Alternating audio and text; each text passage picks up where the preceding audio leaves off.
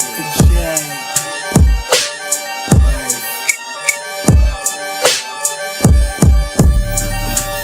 Vibe blowing at the J. Got the loud jumping at the bay. Everything I'm on slap. Everything I do is got the band jumping at the bay. Vibe blowing at my J. Got the loud jumping at the bay. Everything I'm on slap. Everything I do is got the band jumping out the bag. Another milestone, look at that. Paper boy, I'm a paper route till I'm 6 down on my back. I'm an old soul like my dad. My old girl still a fan. Yo, girl at the live show, so don't act like I ain't the man. I'm kicking my feet up, get frank like Aretha. I'm calm, but I'm teed up, just flip me a stack. The re-up just doubled up off of the muscle, I stuck to the task. They see me, I'm troubled, I'm bubbling up till it's stuck, and they want me to stay where I'm at. I'm good everywhere that I'm stepping, my presence is crucial. You know that this shit not no trend. On a big wave, I'm controlling the tides. Snake eyes when you rolling the dice. So with the stakes inside, I can never take another nigga advice. They can't reach the sky, I'm aiming up high. I just wanna know what it's like. Y'all know what it's like, I come from outside of this. Out the quicksand, I'm the big man, doing big things. Cop a big change, up a state lines, doing stage dives on cam. Get my good side. It ain't no limit to my vision. Check the temp, I'm on fire with it. Got the band jumping out the bag, Prosecco on ice. I'm nobody nice. Gonna run up a check, demand my respect. I'm doing the most, I never quit. They want me to quit. I'm good as it come, I'm good as it gets. Vibe blowing at the J, got the loud jumping out the bag. Everything I'm on slap. Everything I do is got the band jumping out the bag. Vibe blowing at my J. Got the loud jumping out the bag. Everything I'm on slap. Everything I do is got the band jumping out the bag. Vibe blowing on the J. Everything I'm on slap.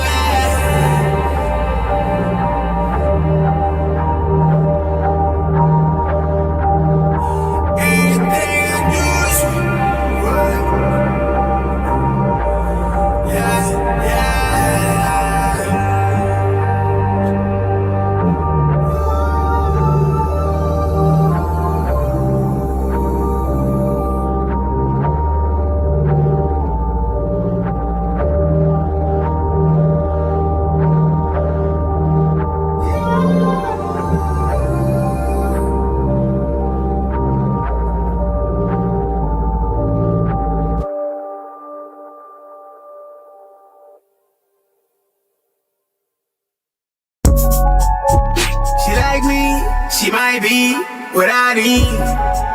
She gets spicy, want taste this, come bite me. Yeah, I'm icy, way too icy.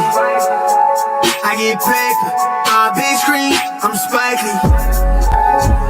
I'm vibing, just vibing. Too wavy, I could tell they wanna get like me.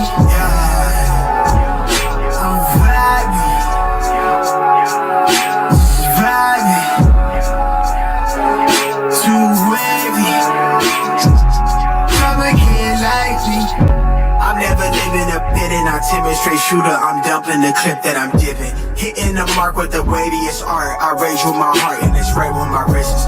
Cut up the pay with the real ones, I see a few million, we want it, we need it, let's get it. Long live the niggas that get it, they live how they say it, a sentence, we really the trillest. Please don't pretend with that love that you send it is fuck if you like me, I call me the Bennett. Somebody tell God forgive me, I'm sinning, I think that she know, but he got me, I'm winning. Cloud is a dangerous drug and your phone is the plug, everybody on that shit pretending. So many lost and they chasing what's trending, boy, yeah, let's forget it, I'm back to my senses. I'm only helping a man in the mirror, from here on I'm open, I'm focused.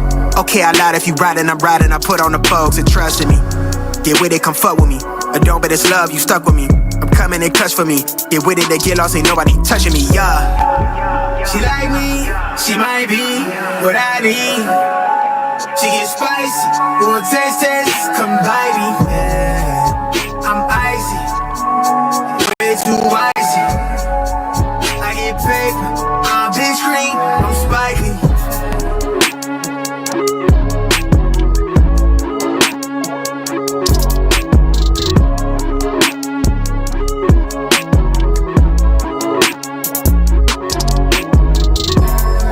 I'm vibey, just vibey. Too wavy, and she they won't get like me. I'm vibey, just vibey. Too wavy, come and get like me. She like me, she might be what I need.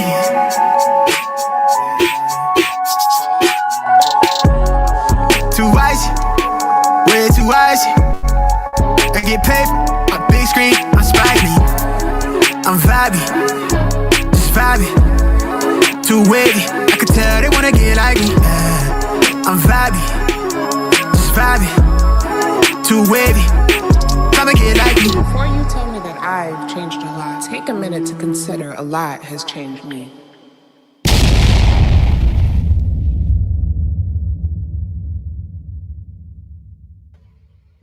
Yo, what up, y'all? It's your boy Rob coming back at you once again with another live stream. So before we get started, you already know what to do. If you're not subscribed to the channel, make sure you hit the bell icon twice. Smash the like button, share this video out to all of your followers, and let's get it cracking. All right, so shout out to everybody who is in the building early. It's good to see each and every one of you. If you guys can hear me okay and everything looks good, please give me a thumbs up or radiation emoji in the chat. If you cannot hear me or things look and sound bad, please give me a thumbs down or an angry face. All right. While you guys are doing that, y'all already know. About to shout out everybody who's in the building early. All right. Shout out to Brooklyn Queen. What's good with it, Brooklyn Queen? We got Carla Lockhart in the building. What's good with it, Carla? We got Vovo 2 Love in the house. Shout out to Vovo. We got David Brown in the building. Shout out to David Brown. Shout out to my man Honda 666. What's good with it, bro? We got Miss Nisi in the building. Shout out to Miss Nisi. Got to show Miss Nisi some love for holding it down. Make sure y'all show Miss Nisi some love for standing on business for 4 months. And Miss Nisi been standing on business for way longer than 4 months. But on the undocumented side, standing on that business for 4 months. Definitely appreciate you, Miss Nisi. I'm standing on business. I'm standing on business. I'm standing on business. Shout out to Katsy. What's good with it, Katsy? We got Katsy standing on business for 2 months. Y'all know Katsy been standing on business for way longer than 2 months, but on the undocumented side, 2 months. Shout out to you, Katsy. Definitely appreciate you. I'm standing on business. I'm standing on business. I'm standing on business. We got my man Greets in the building. What's good with it, Greets? Shout out to my man AB Promotions, a.k.a. AB, a.k.a. Fomosaki. You know what I'm saying? Shout out to my man Fomosaki, standing on business and FOMOing for 2 months. Definitely appreciate you, bro. I'm standing on business. I'm standing on business. I'm standing on business. And we got my man Black Free Thinker in the building. We got my man Crew Reality in the house. We got Al McGowan in the building. We got my man Ryan Glenn. What's good with it, Ryan? Let me see. We got Tedra in the building. And shout out to Tia. All right, we got Mama Zeke in the house. Shout out to Mama Zeke. All right, so that's what's good, man. Shout out to everybody. Greet said, I love mass deportation talk. We know. Greets be Greets be on it, man. Greets be on it with the mass deportation talk. All right, so let's get into it, man, because we got a lot, because there's a lot going on with all this, all right? How many people heard about what's happening in Chicago? Your boy Bullethead, and I ain't talking about the one from the Steve Harvey show. Bullethead Brandon Johnson is sitting up there just looking confused as ever, all right? Because he's always confused. Now he's getting sued. Trump administration sues Chicago and the state of Illinois over sanctuary laws and vows more lawsuits to come, all right? So, you know, they're getting in the way, all right? They're getting in the way, and they're getting in the way, and now they're taking action about them getting in the way and are putting out these lawsuits. So, you know, these lawsuits are definitely not going to help, right? The city of Chicago already is dealing with $1 billion budget deficit, right? The city of Chicago is already dealing with $1 billion budget deficit. So dealing with these legal cases against the federal government is definitely not going to help the case. It's definitely not going to help the case. The Trump administration has filed suit against the state of Illinois, Cook County, and the city of Chicago, arguing that their sanctuary laws interfere with immigration and custom enforcement's ability to arrest and deport illegal migrants. Now, if that's the premise of the lawsuit, right, If you ask me, if that's the premise of the lawsuit, that should be a fairly easy lawsuit for the Trump administration to win. If you guys would agree, give me a thumbs up. If you guys would disagree, give me a thumbs down. The first of many such lawsuits to come, Justice Department officials told the Post. All right, so I could see possibly, Colorado, especially Denver, being next, right? The suit singles out several state and local laws that the Justice Department identifies as inhibiting the federal government's ability to enforce U.S. immigration law. We've identified Illinois, the city of Chicago, and Cook County as all having laws and ordinances on the books that impede federal immigration enforcement, in particular, the Chicago Welcoming Ordinance and the Illinois Trust Act, a DOJ official said. Now, here goes the thing, right? I could see New York City getting sued also, all right? Let me ask y'all this question. How many of y'all could see New York City getting sued? I could see New York City getting sued for this, right? But I don't think that it would be as contentious as it is with Chicago. I think in New York City, if New York City got sued for this, I don't think you're really going to see Eric Adams putting up much of a fight. As a matter of fact, you could probably see Eric Adams like, yo, look at the look at the past track record of me trying to get rid of the shelter in place law, right? So I think New York might get sued as a result of having these type of laws on the books. But when it comes to New York City, I don't think it's going to be a lot of resistance there. I think it's going to look different than it looks here. All right. The Trump Justice Department is suing Chicago for what it says are efforts to obstruct the federal government from enforcing U.S. immigration law. Now, I mean, it's kind of hard to argue against that, right? Both cited ordinances directly reference tying to the hands of federal immigration officials. The Illinois Trust Act, signed into law in 2017, reads in part that state law does not currently grant state or local law enforcement the authority to enforce federal immigration laws. Okay. Chicago's Welcoming City Ordinance, passed in 2012 by then Mayor Rahm Emanuel, includes even more emphatic language stating no agency or agent shall arrest, detain, or continue to detain a person solely on the belief that the person is not present legally in the United States, among other provisions. Now, again, we got to ask this question, right? We got to ask this question. Who would vote for laws like this to be in place? Who would vote for laws like this to be on the books? Let me know. And shout out to everybody watching. I appreciate you guys. If you all haven't smashed the like button yet, please do me a favor. Take a moment, smash that like button. Also, if you guys haven't hit the bell, please take a moment, hit that bell, and also please share the stream to your social media. All right. According to the suit, the local laws contradict federal laws that prohibit state and local governments from refusing to share information, as well as restrict local governments from sharing immigration information with federal law enforcement officials, which it claims prevents ICE and the Department of Homeland Security from identifying individuals who may be subject for removal. All right. And when you start paying attention to a lot of these people that are getting removed, the majority of these people getting removed are very dangerous criminals. All right. A lot of Tren de Aragua members, right? A lot of Tren de Aragua members, a lot of MS-13 members, a lot of people who are on these terrorist watch lists, right? The suit also notes that the named jurisdictions refuse to cooperate with detainers, adding, so instead of handing over people who are in prison or in jail to federal immigration authorities, they will just let folks go. And again, who does that? There goes your boy Bullethead right there. They are saying that Mayor Johnson is going to go down in history as Chicago's worst mayor. All right. Now, I'm going to ask you guys, if you all think that Brandon Johnson is the worst mayor that Chicago has ever had in history, throw a clown face in the chat. If you don't, and you think that, Brandon Johnson is a good mayor and, he's been taking care of business, and give me a thumbs up. All right. The official goes on to call the ongoing illegal immigration crackdown an all-hands-on-deck approach to supporting President Trump's immigration priorities, adding that the lawsuit itself is one in our tool belt to ensuring the laws are enforced. All right. This lawsuit will put the spotlight on obstruction by state and local officials and their refusal to support the administration and compliance with the law. The law says people who are here illegally are not allowed to stay here. They should be deported. So we want to make sure those impediments are taken away, the official said, noting the case could ultimately land with the Supreme Court. Now, here goes the question, right? With all of the Supreme Court judges, that are there, all the Supreme Court judges that are there that will side with Trump.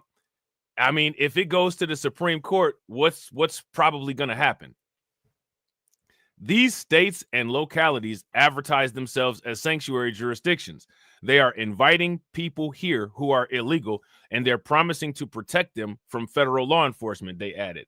That's inconsistent with federal law, and it's impeding federal law enforcement efforts, and those laws need to be struck from the books because they're incentivizing illegal immigration into the country. A second DOJ official said it's no coincidence that the lawsuit was filed on Attorney General Pam Bondi's first day on the job. That would just be that would just be her doing her job. I mean, why would she not? Right? I mean, do that make sense? Why would she not? That's just her doing her job. You know what I'm saying? She is right out of the gate sending a clear message to other sanctuary jurisdictions. Bondi, meanwhile, warned the leaders of other progressive sanctuary cities that you will be next. Right? There you go. You know what I'm saying? For too long, leaders in Illinois and Chicago have abused their power by putting the comfort of illegal aliens over the safety and welfare of their own citizens. They definitely got a solid argument right there. They definitely got a solid argument. If you guys agree with that statement, give me a thumbs up. If you guys don't agree with that statement, give me a thumbs down. That right there is the biggest criticism and the biggest critique of all of this, I think, that most people have. This ends today. The Department of Justice will no longer stand by as state and local leaders obstruct federal law enforcement efforts, endangering their citizens and the brave men and women in uniform, Bondi said in a statement to the Post. If you are a leader of a state or local jurisdiction that obstructs or impedes federal law enforcement, you will be next. The justice official also said that the department is gearing up to pursue additional legal action aimed at forcing compliance with the federal law. I don't think this will be the last one that we file. I think California, some of them cities in California are definitely going to get slapped with some of this. Trump's bulldog border czar, Tom Homan, has sharply criticized sanctuary cities, in Chicago in particular, for their efforts to evade federal law. Sanctuary cities are making it very difficult to arrest criminals. For instance, Chicago, very well educated, they've been educated how to defy ICE, how to hide from ICE, he told CNN. They call it know your rights. I call it how to escape arrest. There's a warrant for your arrest. They tell you how to hide from ICE, he added. Oh man, it's getting interesting. You know what I'm saying? It's definitely getting interesting. All right. So next, we're gonna take a look at this little news clip. All right, because if one of the places that could possibly be next is New Jersey. All right. How many people have heard about New Jersey? New Jersey is actively resisting the immigration crackdown efforts by the Trump administration. So we're going to see what's going on with New Jersey. All right, let's see what they're talking about. Borders are Tom Homan. Tom, great to see you, by the way. Thanks for what you're doing. I think that video says it all, doesn't it? Absolutely. Where's her tears for the 500,000 children that were trafficked in the country, separated from their families, put in the hands of criminal cartels, and they can't find over 300,000 of them. I guarantee some of these children are sex trafficking and forced labor. Where's your tears for those? Where's your tears for the 250,000 Americans dead from fentanyl poisoning because of an open border? Where's your tears for the 600% increase of sex trafficking of women and children? And of course, where's your tears for all the young ladies been raped, murdered, and burned alive? So, it's just pathetic. Yeah, well, you got some help from President Trump, and for now, he got Canada and Mexico, Colombia, and even Venezuela to accept back these illegal immigrants. And you now have Gitmo as a place to put many of them. How important are those developments to you? President Trump proves every day he's the greatest president in my lifetime, and I mean that. That he's moving at lightning speed. Look what we've done. You're right. Seeing airplanes of illegal aliens land in Gitmo, a game changer. Seeing the Department of Now, you know what's interesting about this, right? It's wild. Shout out to Jada Informant. What's good with it, bro? Regardless of whether you agree with what Trump is doing or not, doesn't it seem like just in the how long has Trump been president so far? How many days? Just in this amount of days, doesn't it seem like he did more than what Joe Biden did just in this small amount of time? If you guys think so, give me a thumbs up. If you guys don't, then give me a thumbs down. And shout out to everybody watching. I appreciate you guys. If you all haven't smashed the like button yet, please do me a favor. Take a moment, smash that like button. Also, if you guys haven't hit the bell, please take a moment, hit that bell, and also please share the stream to your social media. Defense, take airplanes south with illegal aliens. First time in my 34 years of doing this job, a game changer. President Trump's making progress every single day. Our numbers already, remember, Sean? Oh, and yeah, speaking of which, you guys in the comment section talking about the tiers, right? Now, the tiers, do y'all know what the tiers are? What tiers is he talking about? Y'all remember Selena Gomez, she had them tiers, right? So he's talking about the Selena Gomez thing. It was too long ago. We're dealing with 10,000, 11,000 illegal entries a day. Yesterday, 524. And not one of them, not a single one was released. They're either returned or detained seeking prosecution. So game changer, greatest president of my lifetime, proves it every day. And look, we got a lot more to do. And I got a great team. We got the greatest president I ever worked for. You got Secretary Noem. She's already been on the ground with the Border Patrol. She's been on the ground with ICE. She's been on the water with the Coast Guard. She's done more enforcement actions in a week than my orchestra has done in 4 years. I got Pete Hegseth, shoulder to shoulder Pete Hegseth, giving us all the DOD assets to lock that border down. So, what a great team. You got Steve Miller, the architect, right? He amazes me every day. Oh, man. Shout out to my man, Fomosaki. Fomosaki said Trump is definitely getting the Gawk 5000 treatment, bro. That's facts. He for real is, though. He really is. You know what I'm saying? He's definitely doing a lot of tongue depressing. You know what I'm saying? He's actually doing a lot of tongue depressing. Every day at the White House. We have one hell of a team. We will not fail this president. Let me read a headline to you. Chicago leaders encourage residents to exercise their rights in resisting Trump's deportation policies. The governor of New Jersey, Phil Murphy, basically admitted that he knew somebody that didn't have full documentation, that he was hiding over his garage. Then we have Tom Tillis, senator from North Carolina, saying that people should have the right to sue sanctuary cities and states that aid and abet in lawbreaking. Your comment on all of that? Well, I think the governor's pretty foolish saying what he said, because I got note of it, won't let it go. We'll look into it. And if he's knowingly harboring, concealing an illegal alien, that's a violation. Shout out to my man, Carlton. What's good with it, bro? Violation of Title 8 United States Code 1324. I would seek prosecution, or the secretary would seek prosecution. So maybe he's bluffing. If he's not, we'll deal with that. And as far as suing sanctuary cities, well, get in line, because the Trump administration is going to do that already. Sanctuary cities are sanctuaries for criminals. There's one example, right? If the young sanctuary cities in New York City, if they would have gave us over the killer of Laken Riley when he got arrested in New York City for endangering a child, he would have been in jail, and he would never kill Laken Riley. Sanctuary cities are responsible for deaths of thousands of young children throughout my career, and we're going to sue him. We're going to hold him. And look, if he's got to go to the Supreme Court, that's what President Trump wanted to do. He will end sanctuary. Now, again, right? See how this is what I'm saying. So now, if any of this stuff goes to the Supreme Court, for the most part, it's an automatic W, right? If you guys would agree, if this stuff goes to the Supreme Court, it's an automatic W. Give me a thumbs up. If y'all disagree and you don't think that it's an automatic W if it goes to the Supreme Court, then give me a thumbs down. Sanctuary cities. There was a 2011 Government Accountability Office study found 3 million criminal offenses had been committed by illegal immigrants. This is before Harris, Biden, Mayorkas threw the floodgates wide open, 12, 14, 15, who knows. How many, do we have any estimates? We know there's about 350,000 missing children that have been used by illegal immigrants. Do we have any estimates? How many Americans have been victims of violent crime, murdered and raped? Do we have any idea of that number at this point? There's really no metric on that, because, it's, of course, in 1,000. We have no metric because of one reason. Many sanctuary cities don't even track the nationality. When they book them in jail, they won't ask what country they're from, what their immigration status is, because they don't want ICE to find out. So even though we know sanctuary cities are protecting criminals, we find out about a lot of them. There are a lot we don't find out about, because they simply won't gather the biometrics so we know who they are. But again, well, and then here's another question, right? As far as the biometrics go, if they're undocumented, if we're dealing with people that don't have documentation, how can you get the biometrics? How do you get the biometrics? And I think President Trump, this administration, are going to sue sanctuary cities. We need that information.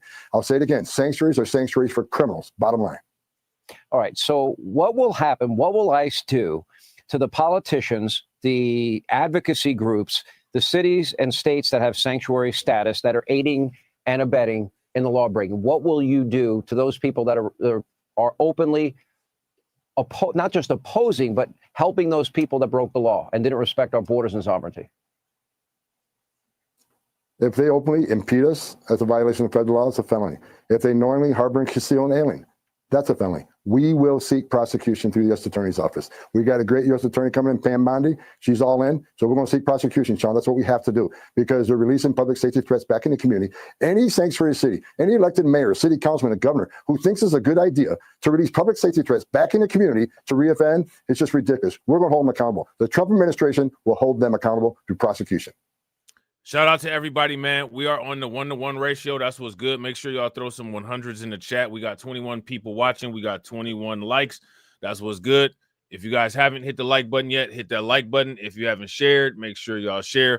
Let's try to get the likes to 40. All right. So next, what we're going to do is we're going to take a look at these lawsuits that are popping off as a result of this birthright citizenship order. Now, the first thing, right? First question about this birthright citizenship thing. How many of you all agree with Trump's position on the birthright citizenship thing? If you guys agree with it, give me a thumbs up. If you guys don't, give me a thumbs down, right? So what we have going on here is now, you know, Trump, for the most part, has done this action to strike down the birthright citizenship law, right? Now what you have is a lot of the states and a lot of, you know, entities that are against it being struck down are suing to get it back. All right. So we're going to see what they're talking about here. All right. So right here it says Trump's birthright citizenship order is put on hold by a second federal judge. All right. Let me see. A federal judge on Wednesday ordered a second nationwide pause on President Trump's executive order seeking to end birthright citizenship for anyone born in the United States to someone in the country illegally, calling citizenship a quote-unquote most precious right. I don't understand how that invalidates Trump's interpretation of it. What do you guys think? Does that make sense? I mean, you can call it whatever you want to, but does that invalidate the interpretation of it that Trump has, you know? Let me see. I'm trying to get this to where it's not all over the place. All right, there we go. All right. U.S. District Judge Deborah Boardman said no court in the country has endorsed the Trump administration's interpretation of the 14th Amendment. All right. This court will not be the first. She added, citizenship is a most precious right expressly granted by the 14th Amendment to the Constitution. The 14th Amendment did not grant birthright citizenship to people who came into the country illegally. Right? That's not what the 14th Amendment did. The way that the 14th Amendment is being used currently is not only a disgrace, it's a defilement of our history. And I'm sorry. I'm never going to not say this. I'm never going to not bring this up. The fact that Trump and the Trump administration is doing this, in my opinion, is a monumental L, because this is something that should have been secured and locked down long time ago by the people that this amendment directly affected, which is us and our ancestors. I can't look at this and be happy about it. You know what I'm saying? I'm sorry, like I can't. So now here it says, Boardman said citizenship is a national concern that demands a uniform policy, adding that only a nationwide injunction will provide complete relief to the plaintiffs. After reading her ruling from the bench, the judge asked the government attorney if they would be appealing her decision. The attorney said he didn't have the authority to immediately take a position on the question. Okay. So again, you know, I mean, like, to me, like, when I look at this, the whole thing kind of just irks me for a bunch of different reasons. It just irks me for a bunch of different reasons. You know what I'm saying? The 14th Amendment should have never been allowed to be used this way. Never. And the fact that Democrats took the 14th Amendment and manipulated it to be used like this, and people continue to support Democrats at an 80% ratio for 60 years, that just leaves me speechless. That's just beyond, it's beyond anything that I could say. You know what I'm saying? So now here it says Trump's inauguration week order had already been temporarily held nationally because of a separate suit brought by four states in Washington state. Look, I want y'all to see this. See, it says Trump's inauguration week order had already been on temporary hold nationally because of a separate suit brought by four states in Washington state. How is there four states in Washington state where a judge called the order blatantly unconstitutional? I disagree. If you ask me, the way that the 14th Amendment is currently being abused right now to widen the privileges of illegal migrants, that is an abuse of the Constitution. If you ask me, if you guys would agree, give me a thumbs up.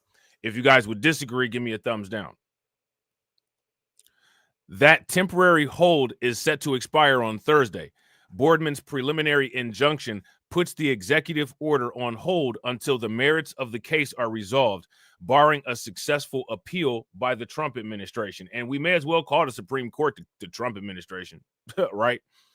In total, 22 states, as well as other organizations, have sued to try to stop the executive action. All right, so now this is what I want people to see, right? When it comes to the Democrats and Democrat adjacent states, political organizations, whatever, when it comes to them doing what they want to do, when they want to do something, they will crash out to do it. You guys see the crash out? Now they crashing out for this. Now, here's my question. How many votes and how many dollars did they get from these people where this could even be looked at as a quid pro quo?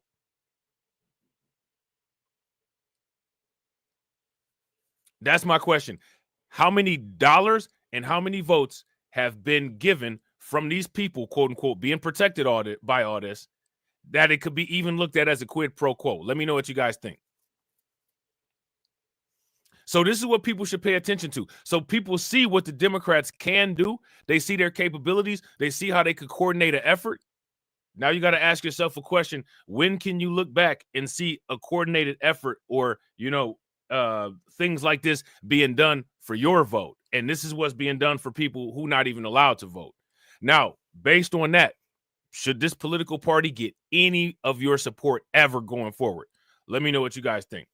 All right, let me know what you guys think. And if you decide to vote one way or the other, or if you decide to vote for conservative or whatever, don't let anybody shame you out of doing it by using YouTube talking points and common tactics of black shaming that people try to do. If this is a single voter issue for you, you vote for it and stand behind your vote. You know what I'm saying? Interestingly, right? Shout out to Neely Fuller Jr., right? Rest in peace, fly high, right? Neely Fuller Jr. passed away, but not too many people are quoting the whole stand on your work thing, right? If this is a voter issue for you and you believe strongly in this, and this is the one thing that might get you to vote and stand behind it. Don't let anybody shame you for what you do. You know what I'm saying? So now here it says further hearing similar to the one Boardman conducted on Wednesday are due later this week in other birthright citizenship cases. Boardman, nominated by former President Joe Biden, agreed to the preliminary injunction after a hearing federal court in Greenbelt, Maryland. Immigrants' rights advocacy groups, CASA, and Asylum Seeker Advocacy Project, and a handful of expectant mothers brought the suit before Bowman. All right, a handful of expectant mothers. Why do you guys think that they brought the lawsuit? At the heart of the lawsuits is the 14th Amendment of the Constitution. Now, again, right? And again, if you ask me, you guys already know what I'm about to say. You guys already know what I'm about to say. At the heart of the lawsuit is the 14th Amendment to the Constitution, ratified in 1868 after the Civil War and the Dred Scott Supreme Court decision that determined Scott, a slave, wasn't a citizen. All right, so what does this have to do with people entering the country illegally? Dred Scott didn't enter the country illegally. This is not something to be shared with people who entered the country illegally. Again, when it comes to this 14th Amendment, the 14th Amendment was addressing white immigrant slave owners who were holding black people here in the United States as slaves. It had nothing to do with illegally crossing the border. Did the people who were slaves illegally cross the border? Shout out to Hood Conservative. What's going on, bro? So, again, the interpretation of the 14th Amendment is ultimately and fundamentally incorrect. And the fact that the Trump administration is doing this for immigration purposes, and the people who this law was supposed to have been made for kind of just let it sit out there, I don't know what can be said about that. I don't know what can be said about that. I don't know if people learn from their mistakes or not, but if you ask me, this is a monumental mistake that people should learn from. You know what I'm saying? Then the Democrats took this law, remixed it. Not only did they remix it in a way that's detrimental to the people that it was supposed to benefit. And the people that it was supposed to benefit voted for Democrats for 60 years at a 80% ratio. Why? You know what I'm saying? Why? Somebody make it make sense. I can't make any sense of it. You know what I'm saying? I can't. It's just it's bizarre. You know what I'm saying? So now here it says the principle of birthright citizenship is a foundation of our national democracy and is woven throughout the laws of our nation and has shaped and shared a sense of national belonging for the generations after our citizens. And the thing is that, again, this is not true. The idea of birthright citizenship is that citizens of the United States who were already here, who had children, their children would not have to go through a citizenship process other than the birth. The birth is their citizenship process. None of these laws covered people entering the country illegally. Shout out to Detroit 313. What's good with it, bro? Would you guys, if you guys would agree, give me a thumbs up. If you guys would disagree, give me a thumbs down. These are very wild and weird interpretations of this 14th Amendment if we're going to base the 14th Amendment on the historical events that inspired it, right? Because again, we got to ask this question. Let's just get this straightened out here. What historical events inspired the writing of the 14th Amendment? Somebody let me know. So now here it says the Trump administration asserts that children of non-citizens are not subject to the jurisdiction of the United States and therefore not entitled to citizenship. I would agree with this interpretation. How many people agree with this interpretation? If you guys agree with this interpretation, give me a thumbs up. If you disagree with this interpretation, give me a thumbs down. I agree with that interpretation.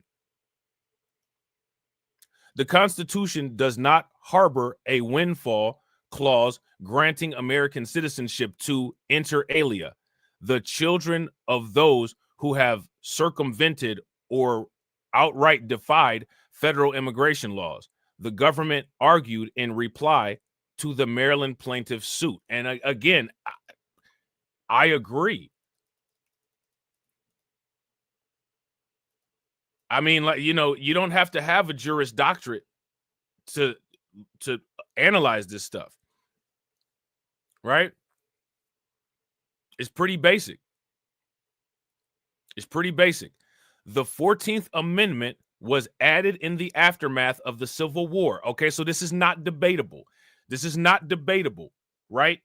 The Civil War and the actions that led to the Civil War are the inspiration for the 14th Amendment. Out of anything that occurred that was a lead up to the writing of the 14th Amendment, Where was entering the country illegally at in any of that?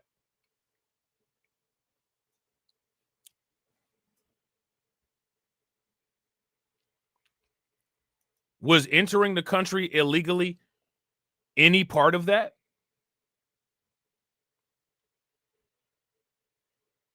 Entering the country illegally was no part of that at all. So now you got to ask yourself the question, well, if that's the case, then how did lawmakers put it there? Why did people let lawmakers put it there? And I agree with Brooklyn Queen. Shout out to Lewis Knowles. What's going on, Lewis? Brooklyn Queen said that point should shut all this down right there. I agree. If you guys agree with Brooklyn Queen, throw some flames in the chat. If y'all disagree, give me a thumbs down. And shout out to everybody watching. I appreciate you guys. If you all haven't smashed the like button yet, please do me a favor. Take a moment, smash that like button. Also, if you guys haven't hit the bell, please take a moment, hit that bell, and also please share the stream to your social media. All right. So here we go. The 14th Amendment was added in the aftermath of the Civil War to ensure citizenship for former slaves and free African Americans. Now, did these former slaves and free African Americans enter the country illegally? No, they didn't. Were they immigrants? No, they weren't. What does this have to do with entering the country illegally?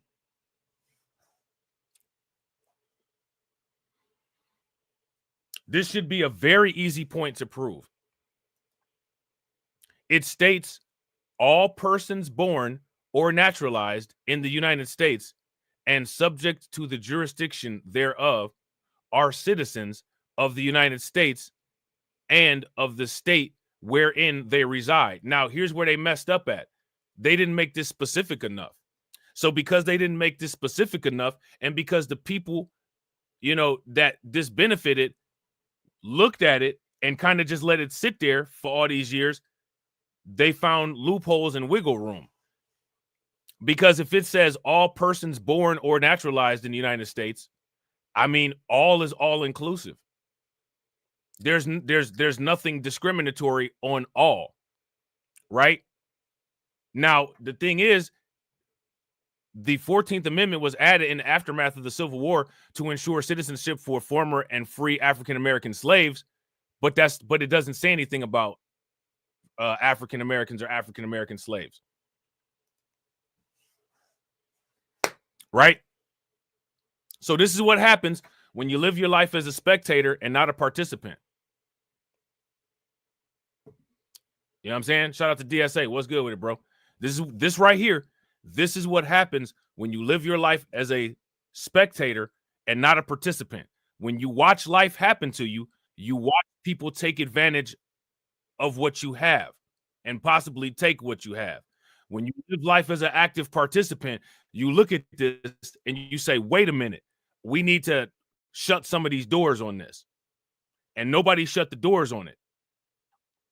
So when people ask, well, how can they do that? This part right here is how they can do it.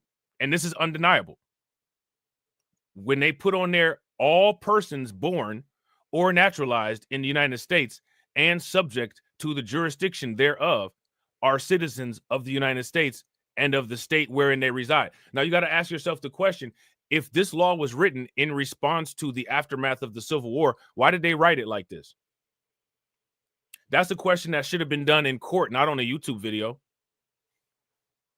Right? I shouldn't be the person asking this question on a YouTube video. Somebody should have been in court asking that question. You know what I'm saying? But nobody was. Nobody was. You know what I'm saying? So now here it says, in addition to the 22 states with Democratic attorneys, and again, you see who it is, right? Democratic attorneys, right? That's the ones that everybody vote for at a 80% ratio for the last 60 years. In addition to the 22 states with Democratic attorneys seeking to stop the order, 18 Republican attorney generals announced this week that they're seeking to defend the president's order by joining one of the federal suits brought in New Hampshire. Okay. The U.S. is among about 30 countries where birthright citizenship, the principle of just solely or right of the soil is applied. Most are in the Americas, Canada, and Mexico. So you can see this is, Western Hemisphere nonsense. All right. During his first week in office, Trump signed 10 executive orders on immigration and issued edicts to carry out promises of mass deportation and border security. Some actions were felt immediately. Others face legal challenges. If they happen at all, other orders may take years to happen, but have led to fear in immigrant communities. And again, why is this leading to fear in immigrant communities when we already know who the priorities of these things will be? You know what I'm saying? Why? Somebody make it make sense. Whether Trump can enact his agenda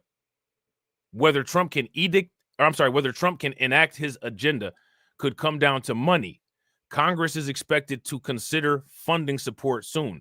Trump may use emergency powers to tap into the Defense Department as he did for a border wall during his first term. All right. So then they got all these pictures down here. I think for the most part, this is probably about the end of this article. We could take looks at these pictures. All right. But yeah, if you ask me,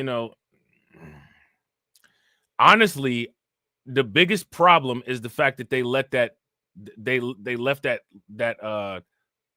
that open-ended. You know what I'm saying? Like, you should never leave a law, or you should even a contract or anything. You should never leave any of that kind of stuff open-ended. All right. Yeah. The rest of this is just pictures. So my question for everybody, all right, how do you all think that this is going to go in court?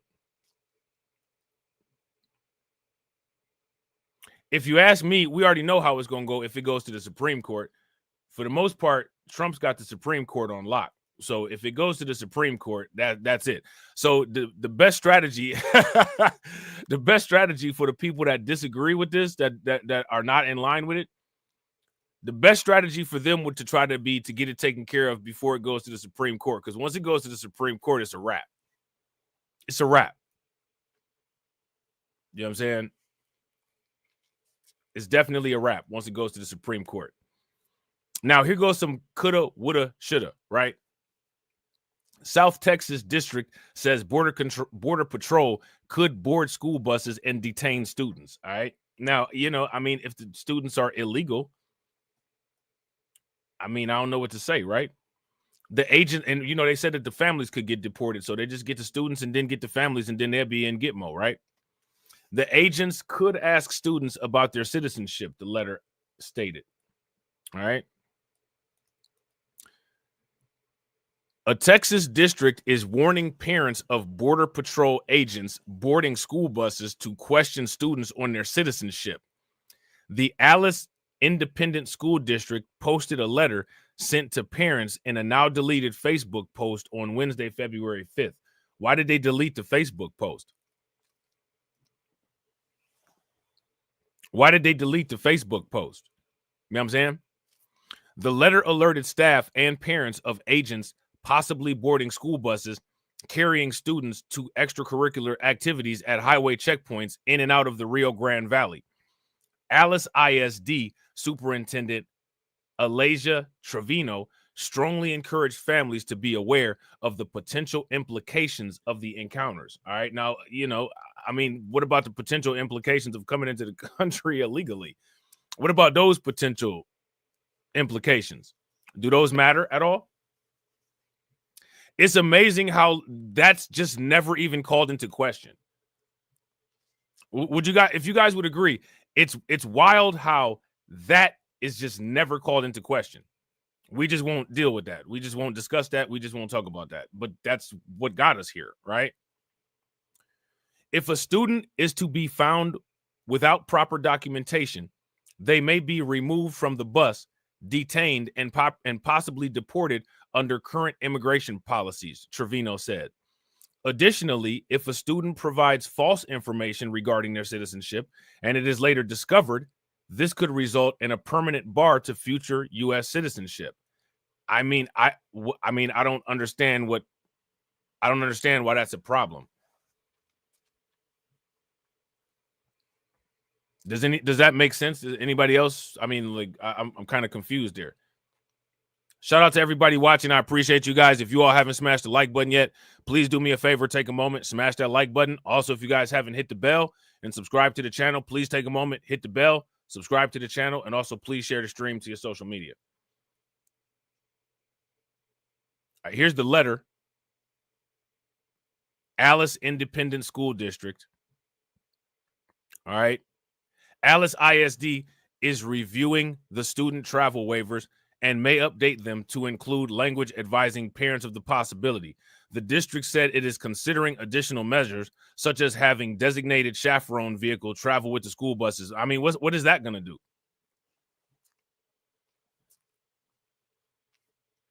What's that going to do? You know what I'm saying? If a student is detained, Alice ISD added that a school administrator in the chaperone vehicle would be able to stay with the student while the rest of the group continued their journey. We understand that this information may be concerning, and we are committed to supporting our students and families through these changes, Trevino stated. If you have any questions or would like to discuss this matter further, please do not hesitate to reach out to us. Trevino did not cite her source, but she stated the district received the information of the agents possibly boarding school buses. I mean, I don't know. Like, to me, that really wouldn't require a source. It's kind of logic, right? It's kind of logical. Like, they're going to be looking for people who could possibly be illegal. I mean, wherever they might be able to find them at is where they're going to look at. My SA has reached out to the district to clarify if this has already happened within the district. My SA has reached out to U.S. Customs and Border Protection for more details on this action. All right. So then it says Texans react to this Alice ISD news. On Reddit, one user posted the letter and wrote, "They're only deporting the criminals." All right. I'm gonna put this Reddit link in the you know what? Actually, looks like, I don't know, looks like that link is not working anymore. All right. So it says one Reddit user posted the letter and wrote, "They're only deporting the criminals." The caption refers to the Trump administration stating they would prioritize detention and deportation of people who are living in the U.S. illegally who have committed serious crimes. Now, again, when it comes to the word prioritize only means that they'll get deported first, right? They're the first order of business. That doesn't mean that everybody else is just not going to get deported. That's not what that means, right? Priority means first. That doesn't mean that everything else gets truncated, right? If you guys would agree, give me a thumbs up. If you guys would disagree, give me a thumbs down. In the comments of the post, many Texans are outraged at the implications of agents questioning students. Now, to me, that's a question for the parents, right? Why would the parents put them in this situation?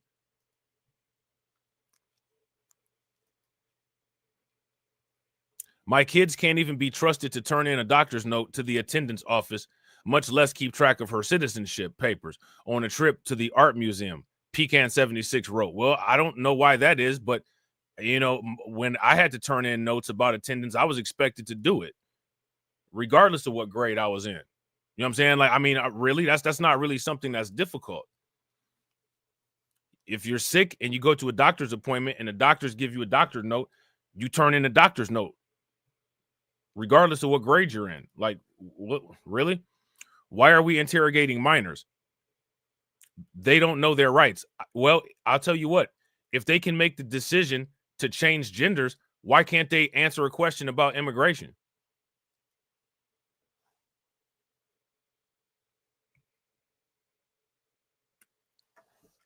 If you can answer a question about whether you want to be a boy or girl or not, and one part of the government says that that's legitimate, then why can't you answer a question about your immigration status? I don't understand that. So in one instance, a child is competent enough to say, you know, they can permanently alter their body, but then in the other instance, they're not competent enough to say what's on a piece of paper. Look, man, how old was everybody when they had to know their social security number? I'm pretty sure, like, by the time I was in first grade, I had to have my social security number memorized. What are we talking about here? How is this effing legal? I mean, how is it? Why would it be illegal? You know what I'm saying?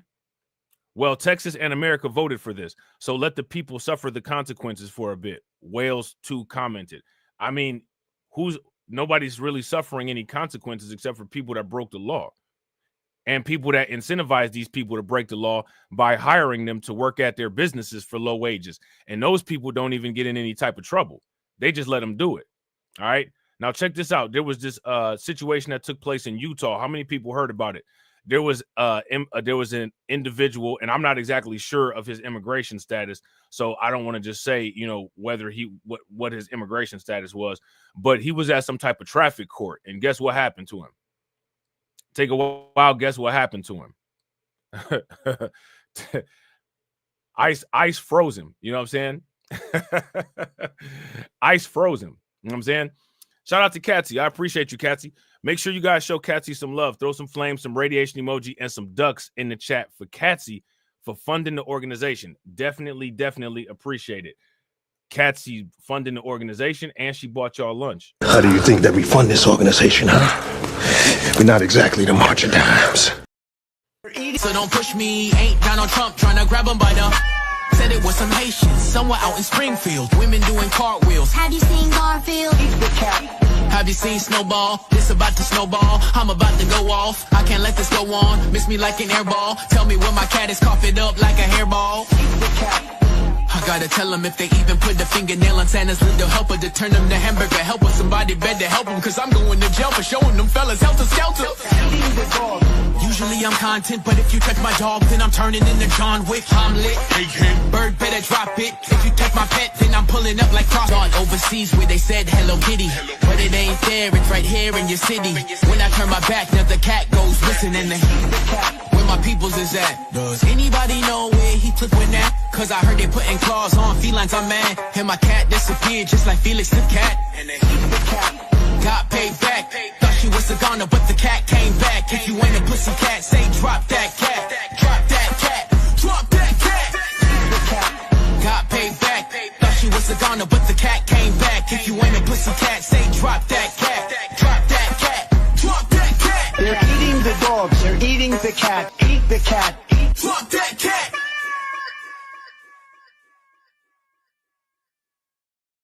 Shout out to Katsy. Definitely, definitely, definitely appreciate it. Shout out to David Brown. Yeah, ice frozen, bro. Ice frozen. Ice put him on ice. Watch this.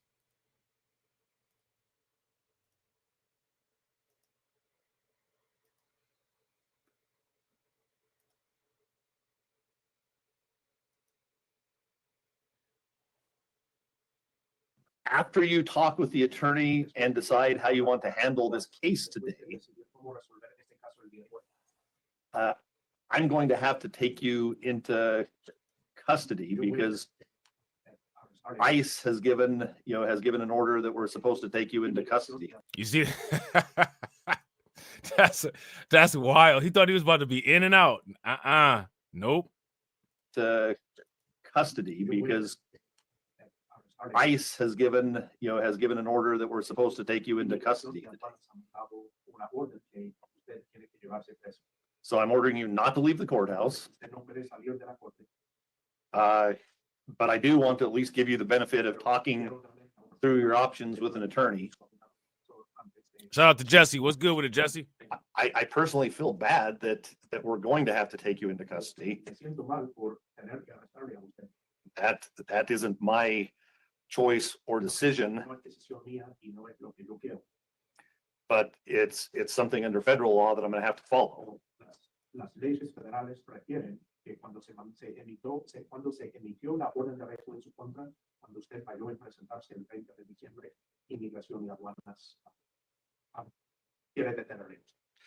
And I want to at least give you the chance to resolve this case today, if it can be resolved.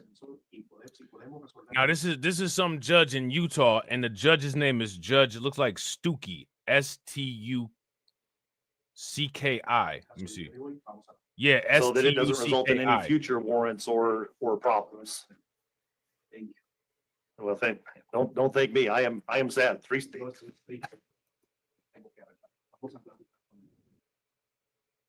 Yeah, so see, yeah, ICE froze him right there at the traffic court. You know what I'm saying? He thought it was about to be all good. Nope. Nope. So yeah, man. You know what I'm saying? A lot of people just, you know, they've been getting them up out the paint.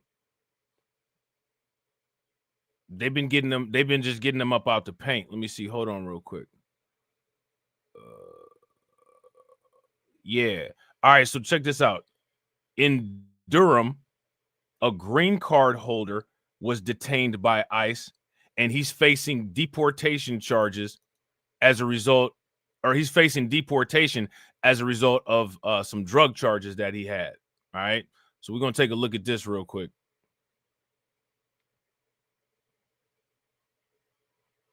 Let's see. And shout out to everybody watching. I appreciate you guys. If you all haven't smashed the like button yet, y'all know what to do. Take a moment, smash that like button. If you're not subscribed to the channel, take a moment, hit the bell. Also, please share the stream to your social media. Let's check this out. The effort to crack down on immigration is affecting more than just those without documentation. We're now learning what it could mean for green card holders with criminal records. WRO's Carly Haynes spoke with a Durham woman whose husband was arrested by ICE last week and could now be deported. Call. Has he been transferred out? After call. I just need to know where my husband is. Heather Spink is trying to track down her husband, Zariab Hassan. I'm tired. I get nowhere. It seems like I'm running in circles. Last Wednesday, he was in Durham. 24 hours later, the federal immigration's website listed him in ICE custody in Stuart, Georgia. This is the scariest thing I've ever had to go through. And there's nothing I can do. Her husband has had this green card since 2003. In 2022, he faced felony drug charges, including death by distribution. He went on probation as part of a plea deal. I mean, what do y'all think about this? Now, here's the thing, right? This dude right here, Hassan Zariab, he got a more lenient sentence in regards to the drug dealing that he was doing than domestic drug dealers. If you guys agree, give me a thumbs up. If you guys disagree, give me a thumbs down. He got a little rap sheet going on there. Then I can do. Her husband has had this green card since 2003. In 2022, he faced felony drug charges, including death by distribution. He went on probation as part of a plea deal. So this death by distribution, I'm assuming that what this means is that he must have sold some product to somebody and they got a little bit too high. They got that they got that heavenly high from whatever it was that he was selling them. Now, you know, it depends on where you at, but in some places, you know, you get charged for murder for that. They don't have a special charge for it. You know what I'm saying? Charges, including death by distribution. He went on probation as part of a plea deal. Then last week, met with his probation officer. As soon as he walked in, the probation officer took him to a conference room, and there were 4 ICE police in there, and they instantly... Now, you know, we got to do it, right? We got to do it. We got to do it. We got to do it. Look how much this woman loves her degenerate. Look at it. Look at it. She loves him. Look at that. She loves him. She don't know. She is confused as to how to go about life. Now that this degenerate that she dedicated her life to is gone. How do you find attraction in somebody like that? I'm just saying, man, look what they'll crash out for. Look what they'll crash out for. So put your hands behind your back. ICE arrests at probation meetings aren't new, but immigration attorneys say they could happen more often now, with the president's emphasis on deporting some immigrants and securing the country's borders. Well, I do think that there is a heightened level of enforcement. There is a very clear message from this administration that they are going to detain and remove as many individuals as they can. Court records show Spink's husband faced more felony charges in 2024, including possession of a firearm by a felon. Man, she knew how to pick them, right? She didn't pick one of those HB1 visa immigrants. She didn't pick a HB1 visa immigrant. She probably would have got an Al-Qaeda. She probably would have passed this dude up and got an Al-Qaeda member if she could. She liked them bad boys, bad boys. What you gonna do? What you gonna do when ICE come for you? Bad boys, bad boys. What you gonna do? What you gonna do when they come for you? Trump is the president. Tom Homan is the border czar. This cat was selling dog food, and now he getting deported far. Bad boys, bad boys. What you gonna do? What you gonna do when I come for you?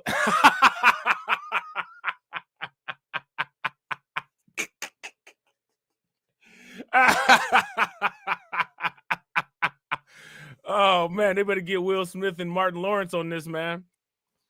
It's unclear whether the original charges he took the plea deal for or these more recent ones led to the arrest. But Durham attorney Yesenia Polanco Galdames says the original. Oh yeah, she definitely got meth scars all over her face, bro. You know he was probably testing the product on her.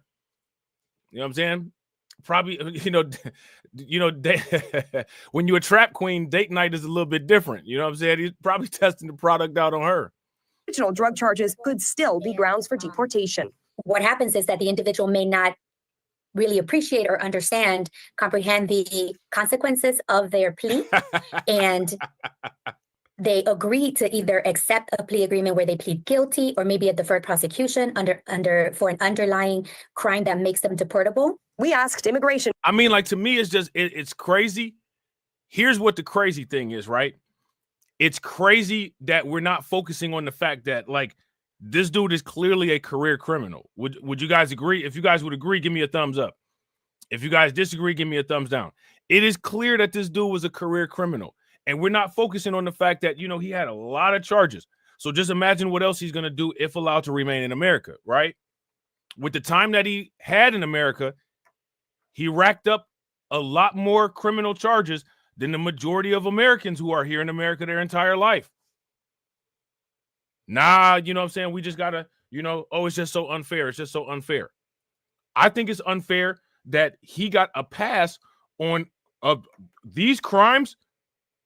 There are people serving life in prison for committing less crimes of the same magnitude than the amount of crimes that he was allowed to commit. If you guys would agree, give me a thumbs up. If you guys would disagree, give me a thumbs down.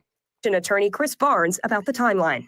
It could be that this individual was just recently flagged and became on ICE's radar. It could be a ramping up of enforcement from ICE. Spank is watching what this means for her husband, who's now states away. Nobody knows. Nobody's talking about it.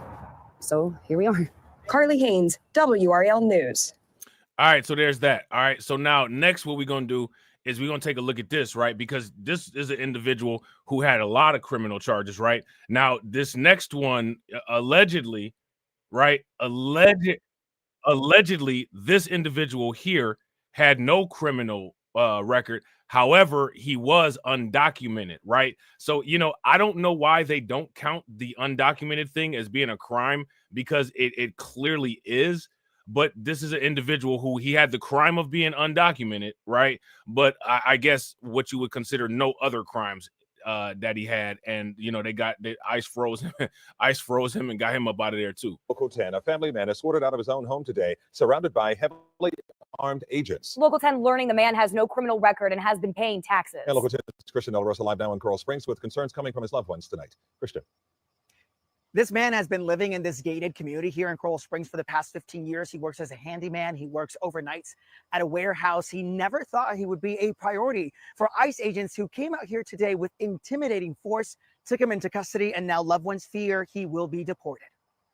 Guns drawn, they went in. They were going to war with a man with his family there. About a dozen dressed in camo with rifles, guns, and shields. Armed to the teeth, they were banging on that door, yelling. Either you open it up or we're going to knock it down. Inside was Dante Lopez. This is video of him consoling his family Monday when agents first came demanding he exit his home.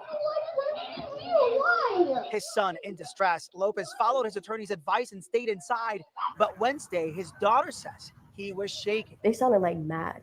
They sounded mad. They were yelling. They were screaming at my dad. I saw my dad. He was in fear. Terrible. Camilla says her dad opened the door.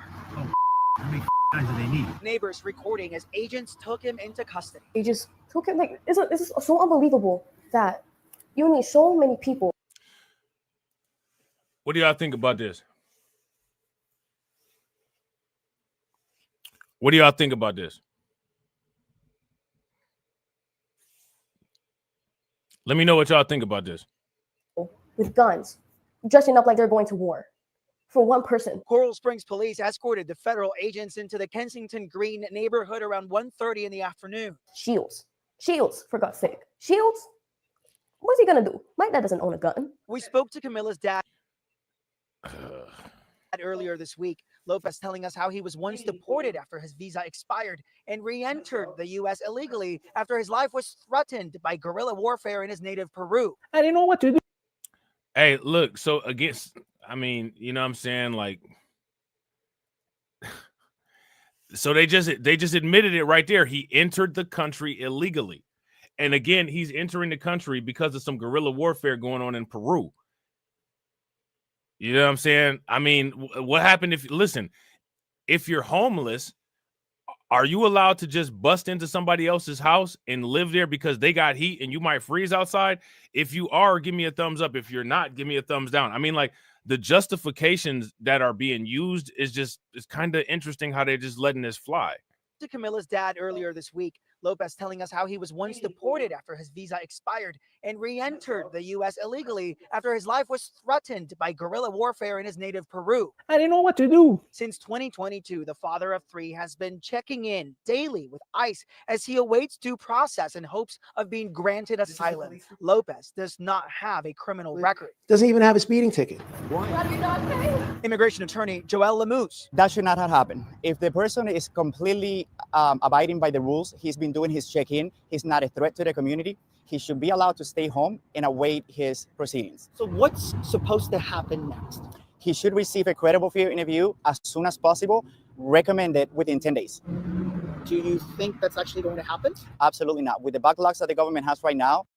And I've been in contact with Dante Lopez's attorney. She tells me that her hope is that he will in fact get some due process if ICE agents are able to exercise discretion and allow him to get that interview that will determine whether or not he gets asylum while he is in detention. Of course, the fear is none of that will happen and he will eventually be deported. We have reached out to the Department of Homeland Security for comments. We have yet to hear back. We'll let you know how this develops. Live in Coral Springs, I'm Christian De La Rosa, Local 10. All right, so there's that. All right, so again, you know, it's interesting, you know, to just pay attention to the, you know, the angle, right? Like, it's just interesting to pay attention to the angles that the news takes, right? So next, what we're gonna do is we're gonna take a look at these little clips that they put up on Fox, right? I haven't had a chance to talk about what's been going on in Colorado. Shout out to my man Jesse. He probably knows what's been going on in Colorado, but they've been getting busy. I don't know how Colorado ain't really been in the news all like that, because they've been getting busy in Colorado, man. I think they might actually be more busy in Colorado than they are anywhere else, for real, to be honest. You know, so they getting people up out of Colorado quick, fast, and in a hurry. Illegal immigrants, gang members have been arrested since Trump returned to office. And it comes after federal officials round up over 100 violent Venezuelan gang members in Colorado who have terrorized apartment buildings in the city. In his first interview since being appointed, U.S. Border Patrol Chief Michael Banks joins us now. Chief, welcome to the program. Congratulations. As people may or may not know, you used to be the Texas border czar. You were a Border Patrol agent before that, and you come on back home to get our border secure. Talk about these latest numbers that you have and how you guys have been able to get it done, Chief. So look, the U.S. Border Patrol, we know how to get the job done. We know how to secure the border. All we needed was a president that was going to empower us, a strong leader like President Trump, and then a secretary like Secretary Noem that knows exactly what we need to do to secure the border. We're seeing almost a 90% decrease in illegal entries since January the 21st. Not only that, but our criminal prosecutions of those we're apprehending is up almost 52%. You talked about, you know, you led in with the Tren de Agua. Our U.S. Now, do you guys see down here at the bottom, it says ICE arrests 100 plus Venezuelan gang members in Colorado. That's only in Colorado. Only in Colorado. So can you imagine like the nationwide crackdown numbers? Border Patrol, BORTAC unit is out there with ICE making those arrests. And so, look, Border Patrol knows how to secure the border. All we needed was an administration that would let us enforce the law. And we're now, look, hey, check this out, man. You know I got to throw this out there. You know I got to throw this out here. Yo, listen. Trump is out here giving these immigration handouts for people that didn't even vote for him. You know what I'm saying? Couch conservatives are benefiting from this. You know what I'm saying? And he done messed around and let Bitcoin slip down to $96,000. How y'all feel about that? How y'all feel about that? These couch conservatives and these conservatives that didn't pay a dime for this, getting this first, and we still ain't got our Bitcoin strategic reserve yet. You know what I'm saying? And he done let Bitcoin slip down to $96,000. I'm like that dude on Belly. I don't like that. I don't like that at all. You know what I'm saying?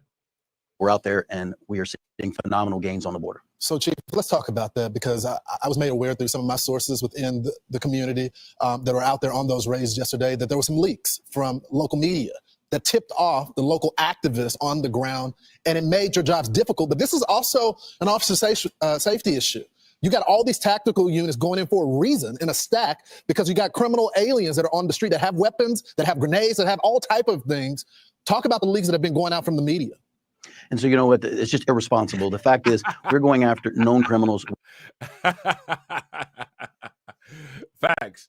Shout out to Black Free Thinker. Black Free Thinker said he could let it slip to 75 for all I care, bro. If he let it slip to 75, the moment it goes to 75, it's going right back up to 95, because everybody about to and people going to be selling their houses to buy Bitcoin. You know what I'm saying?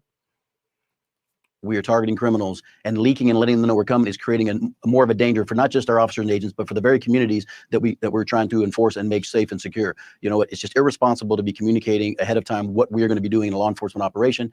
You know, we've got to hold the press accountable to not put the public in danger. They're putting my officers in danger. They're putting agents in danger, and you know, it's just unacceptable. You know, part of the reason why you have been letting the media know is to be transparent, because there's been a lot of misinformation put out there to the public saying that you're going after U.S. citizens, that you're targeting abuela and families and all that. When right now, based on what the president has said, Department of Justice has said, and Homeland Security, guys are going after criminal aliens, people that are rapists, murderers.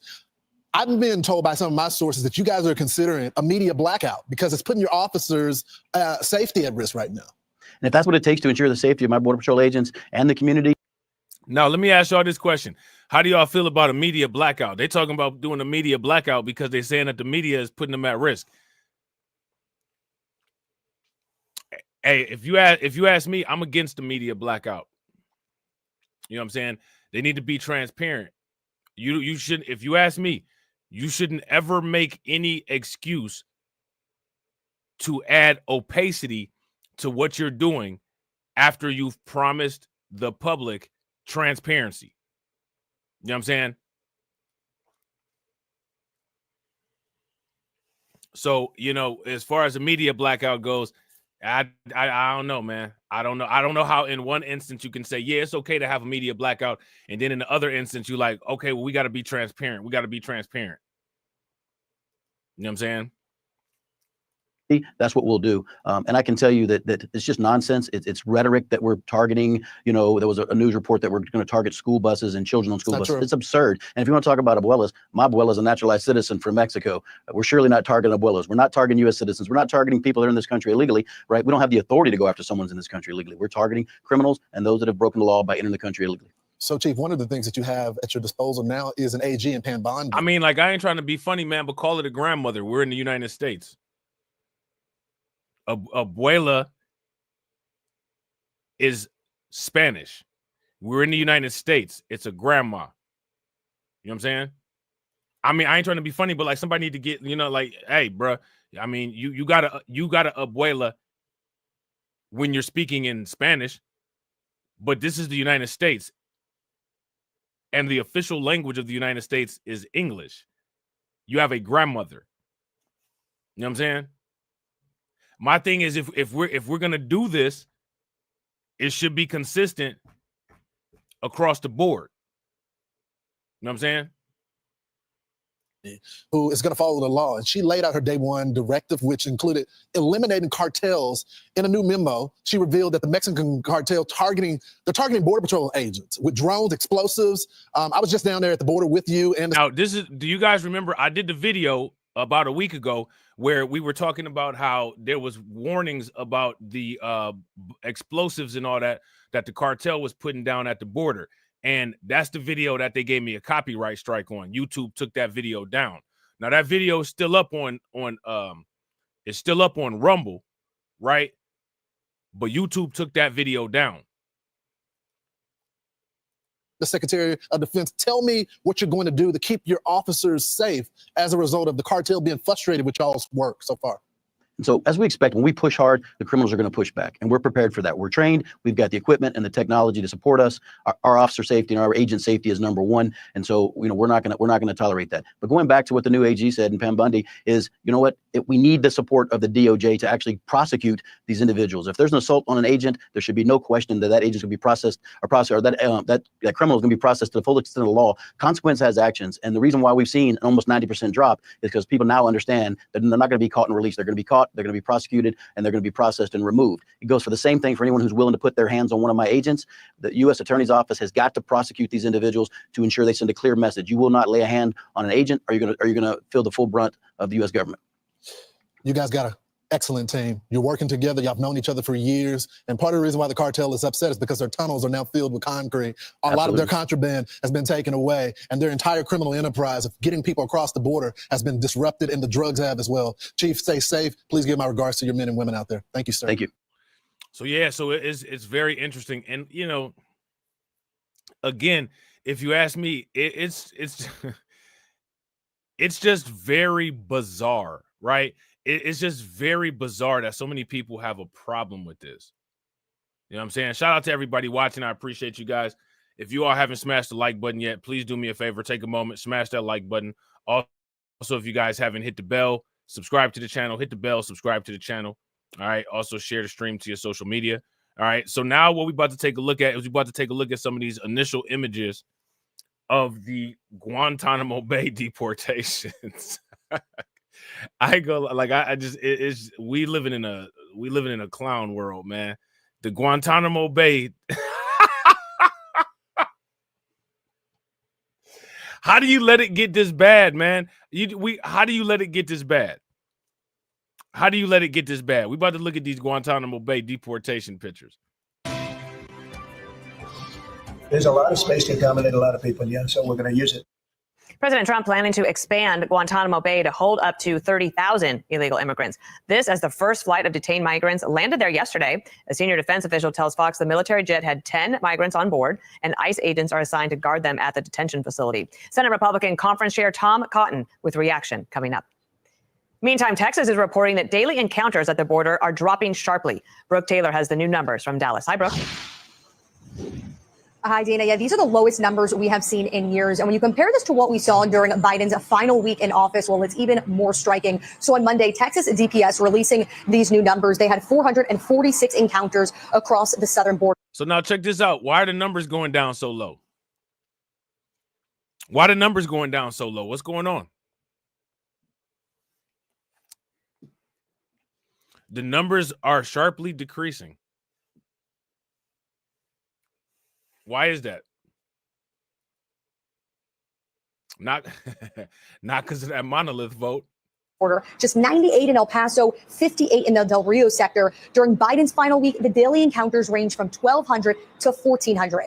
Well, this decline comes as the first group of Mexican National Guard troops arrive at the border here. Mexico's president has pledged to send a total of 10,000 troops, all in exchange for delaying tariffs. Removal flights, they are also ramping up. Border Patrol says they took the first military plane filled with illegal migrants to India. This marks the longest deportation flight yet using these military C-17s.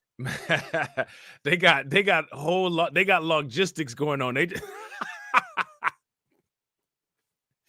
They shipping people out like American Express. Yo, how do you let it get this bad, man? Is my question. How do you let this get this bad? How do you let this get this bad? Here's an even better question. Who is responsible for how bad this is? Who should be held responsible for this? This is my question. Let me know what y'all think in the chat. We're doing very well with respect to other countries really behaving on taking the criminals that they sent into our country, and we're getting them out. These are some of the worst people on earth. As security measures strengthen, will cartel operations, they are definitely feeling the heat. Just this week, DPS and Border Patrol agents arrested this smuggler who they say has cartel connections. He was trying to transport 50 pounds of narcotics across the Rio Grande. And now when asked about whether Border Patrol agents and other soldiers could be hurt by cartel members because of this added security, Border Czar Tom Holman says they have the capability to wipe the cartel off the face of the earth. As to anyone who thinks of doing that, he says, I would not try that. Dana. All right, Brooke Taylor, thank you so much. So here goes my question. Like, if they got the capability to do that and they know that the cartel has been doing all this and they're responsible for a lot of this stuff, why don't they just wipe them off the face of the earth right now?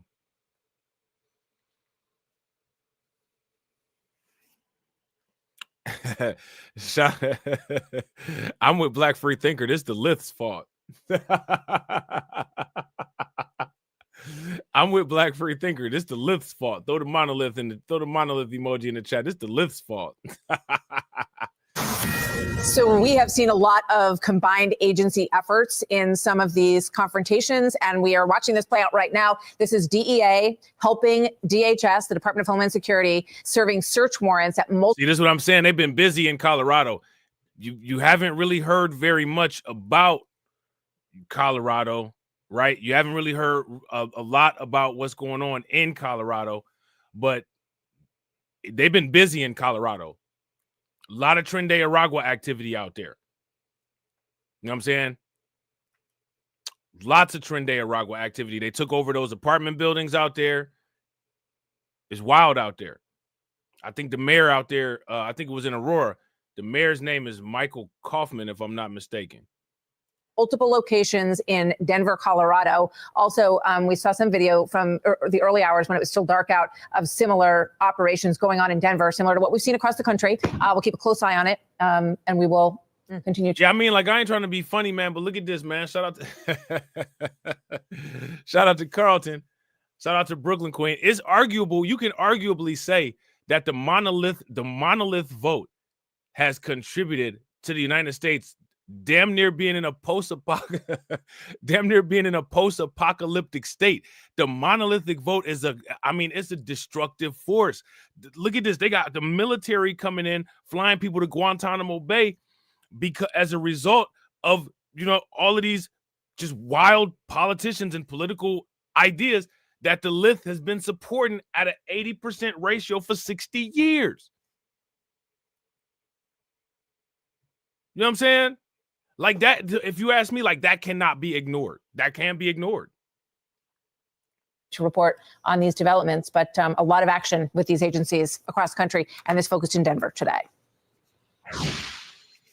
The first flights from the United States to Guantanamo Bay with illegal migrants are underway. President Trump is not messing around. The Trump administration is starting the process of expanding the migrant detention center at Guantanamo Bay. Let's bring in Senator Tom Cotton, Republican of Arkansas and chair of the Intel Committee. This is President Trump on Guantanamo and why he's using it. Watch. On Guantanamo Bay, is there enough space there to accommodate? There's a lot of space to accommodate a lot of people, yes, and we're going to use it. Can you talk a little bit We have about it. It's why? already up. We have it for nothing. But we can do less expensive and even more secure. We've had other countries come to us saying, we would love to do that. We would love to take your criminals and we'll maintain that. We'll be there. Now, look, check this out. Check this out, right? Did you know that was El Salvador that said that they'll take the criminals? You know what I'm saying? Shout out to Cameron. Cameron says, my family tells me this is a violation of human rights. What do you guys think? If you guys agree this is a violation of human rights, give me a thumbs up. If you guys disagree, give me a thumbs down. I would go as far as to say, well, if this is a violation of human rights, how do you feel about, criminally entering and all of the, horrible conditions that people put themselves through trying to get into the country? Do we only start looking at a violation of human rights once the people get into the United States, or do we look at the entire process? Because if them people didn't violate their own criminal rights trying to get in, there wouldn't be any question of any criminal rights, human right violations once they're in the United States, right? And listen, listen, I'm not. This is gonna sound bad, But do you see how some people just inherently want to toxically give everything away? And other people seem to be a little bit more inherently selfish and about securing certain things. And for a long time, you know, people tried to say that that was something that's inherently bad. Now the toxic sharing has come to the point to where the toxic sharing is so bad. Now, you know, you got this situation where everybody like, you know, please Trump save me, please Trump save me. And it's like, I mean, you need Trump to save you from giving everything away. You need Trump to save you from goofy politics that you've been involved in for 60 years.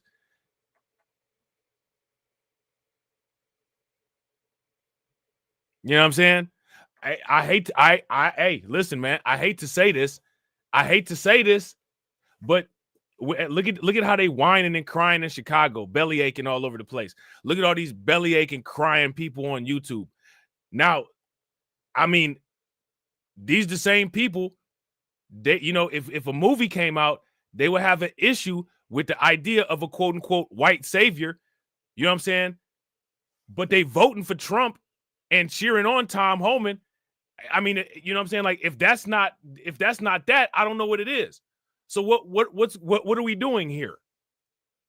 What are we doing here? I don't like this movie because of XYZ. This white savior. Oh, I tell you what, I sure do love what Tom Homan and Trump is doing with immigration. What did you do with immigration? Voted for the people that messed everything up.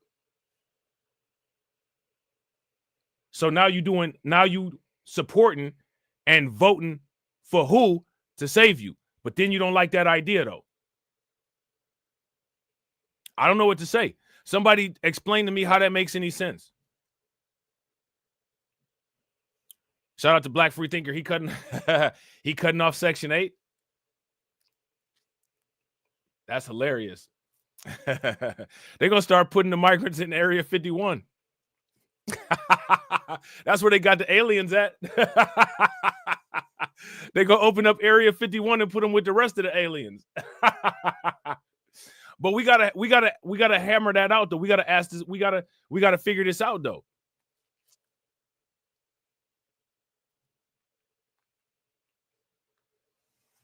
Shout out to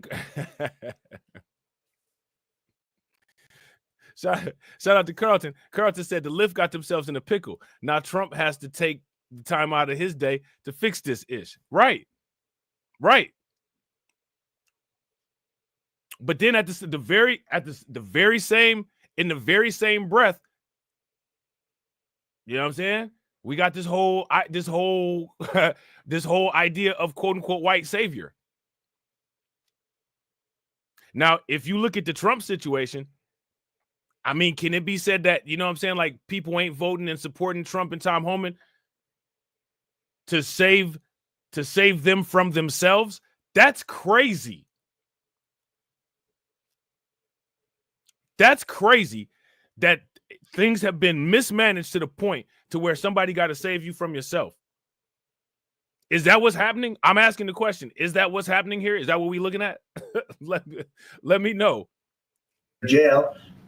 And I'm only talking for the most severe cases. Your take on what's going on down there at Gitmo. Well, Dana, I mean, so we got to run this down the line, right? We're going to run it down the line. Now, who traditionally, right? Who historically supports criminals? Who historically cheers on criminals? Who historically harbors and abets criminals? No snitching, if you ask me, is the same as harbor and abetting criminals. Now, the deranged definition of no snitching that people use today, rest in peace to Neely Fuller Jr., is not the same definition that Neely Fuller Jr. had for no snitching, right? So if you look at how people treat criminals and criminality, it's consistent with the people who have supported mass immigration and the political parties that support mass immigration. This is pro-criminal, right? This is what these people do. We don't snitch, and we vote for political parties that create means and methods of illegal immigration. And Big Meech just got out of jail. Yay, Big Meech, right? So it's consistent across the board. Nobody see that as a problem? Abolish ICE.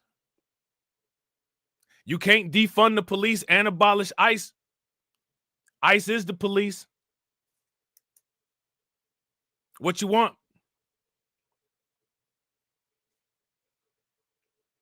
Let me ask this. We're going to ask this question. We're going to run it down the line. Can you abolish ICE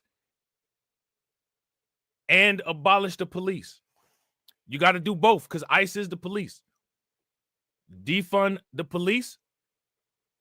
That means ICE get defunded because ICE is the police. Shout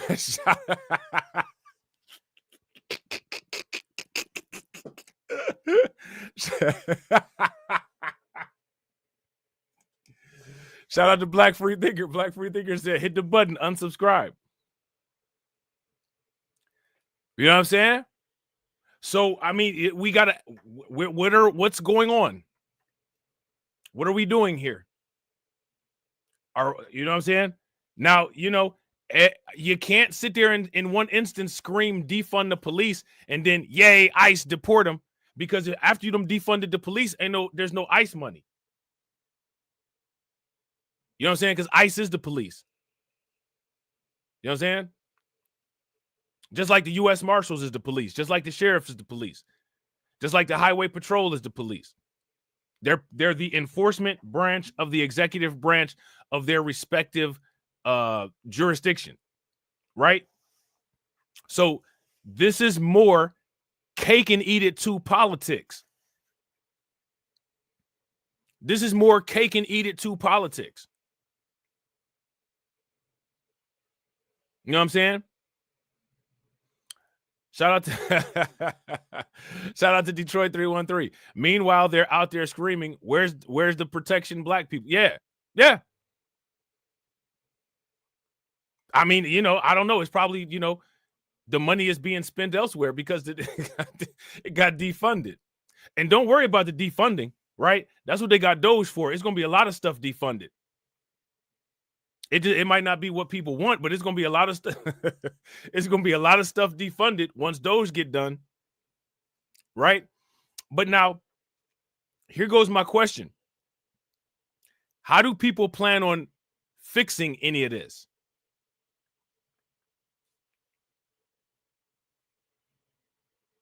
You know what I'm saying? I'm not listen, man. I'm not trying to listen, man. Hey, I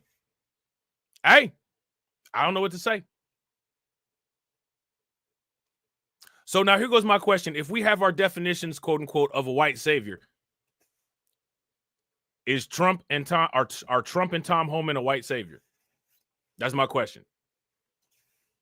So now the people who are, quote unquote, against the idea or hate or have an issue with, quote unquote, the white savior idea, those are the very people that are cheering on the efforts that Tom Homan and Trump are doing right now. These are couch conservatives. I don't understand it. Somebody make it make sense. How do you have all of these opposing things all at the same time? It don't make any sense. And this is what, do you all see what I'm saying? There is no standard on making sense. There's no standard on consistency. There's no standard on intellectual honesty. There's no enforcement of actual reality. It's only, I said what I said, politics. Right? And that's it. I said what I said, politics. I did what I did, politics.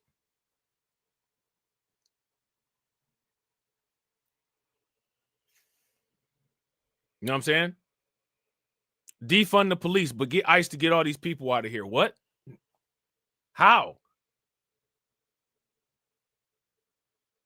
You know what I'm saying? This is what AB Promotions was talking about everybody just putting the gloss, they putting the surface coat, the gloss, you know what I'm saying, all over Trump. They getting them all glazed up.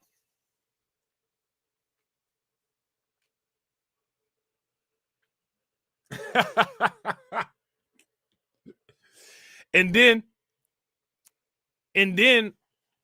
you know, people being silent about the Gaza stuff. So now people running cover.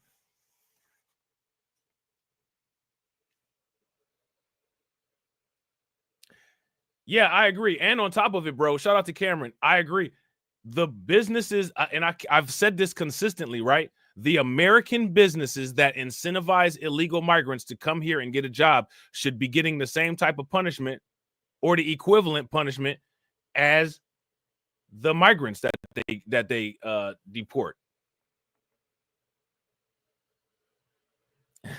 Shout out to Black Free Thinker. Black Free Thinker said Melania's mouth is on hella vacation. Her coin ain't doing very well. You know what I'm saying? Her coin ain't doing very well. But this is what people got to iron out. And then the thing that's even crazier about that, shout out to Cameron. Cameron said, who said defund the police? Bro, back in the day, that was a thing back in the day. And then, you know, another thing that people do is people won't say defund the police outright, but they'll talk about the amount of funding that goes into the police as if the amount of funding that goes into the police, you know, is unjustifiable. And they won't itemize it. Instead of doing this, they're giving $5 million to the police. I mean, how much do the police need? I don't know how much they need, but they can't operate with zero. Right? And then they'll turn around and say, well, you know, when something happens in a black neighborhood, the police don't come. 9 times out of 10, black neighborhoods are what? Inside of blue cities, inside of blue states. So if the blue cities and the blue states have defunded the police, what are they going to do? Drive there at 25 miles an hour on their flat tires or on their three tires? You know what I'm saying? Shout out to Sybil. What's good with it, Sybil? And this is what I'm saying. One reason. Yeah, I agree. I agree 100%, bro. It wasn't organic. However, right, a lot of people went for it. It was a lot of, and it's still people hollering that. It's still people hollering that. You know what I'm saying? Shout out to Detroit 313. Detroit 313 said, while they weren't defending police on blue cities like Detroit and get on 11 o'clock news, when they trying to solve the homicide, they're talking about who killed him or her while the killer gets away for free. Yeah. Now, you know, as far as Neely Fuller Jr., rest in peace, Neely Fuller Jr., his idea of snitching was to tell on that criminal who harmed that person. That was not like that. That wouldn't be considered snitching. You know what I'm saying? That would actually be considered doing what you're supposed to do because this person harmed this other person unjustly, right?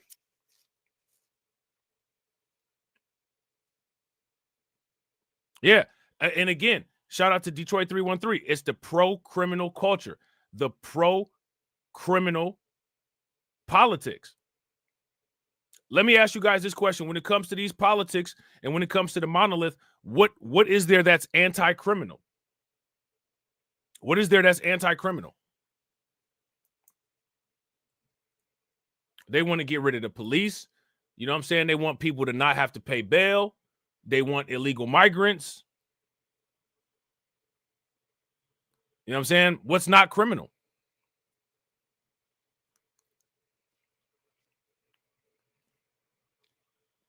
I don't, and again, this is one of the reasons why, like I said, you know,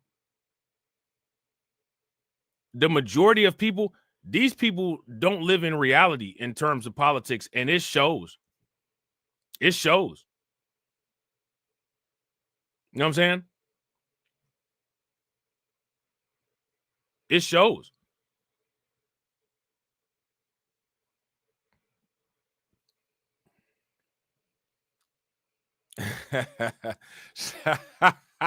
Shout out to Carlton. Carlton said the Lith snitching on X by sharing the ICE agency number. Yo, check this out, man. You know, how come the Lith don't own the businesses in the buildings where they stay at so that the government can't just say, I'm about to take this middle school and turn it into a migrant shelter? You know what I'm saying?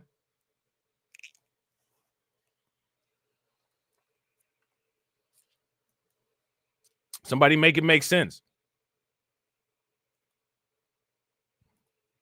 And President Trump is right. Guantanamo Bay is a good place to put these illegal migrants. It's much safer than an American base. It's a large base. I've been there. It has a very modest American presence there. So I mean, like, look, man, it's gonna sound crazy, man, but it's what it is, man. People them sat around and let the grass grow all the way up to the level of the porch, and then they said, "Yo, Trump, yo, Tom Homan, come through and cut the grass for us because it's out of control. We ain't got the tools. We need a rider mower. We need an edger. We need all this stuff that we ain't got. We done messed around and let the grass grow all the way up. Come trim up the grass, man. This is ridiculous, man."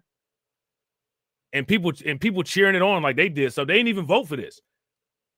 You know what I'm saying? Like the majority of people that's cheering it on, they didn't even vote for it. They want this to happen. But then if you admit and come out and say, yeah, I voted for Trump, them same people going to attack you and call you all kind of names. At the same time, cheering this on. This is what happened to illegal immigrants. But you didn't vote for this, though. And crypto is a scam. You know what I'm saying? Like, hey, listen, man, it's a lot of hamster wheels out there, and some of them hamster wheels is constructed by people that you wouldn't expect to have constructed them.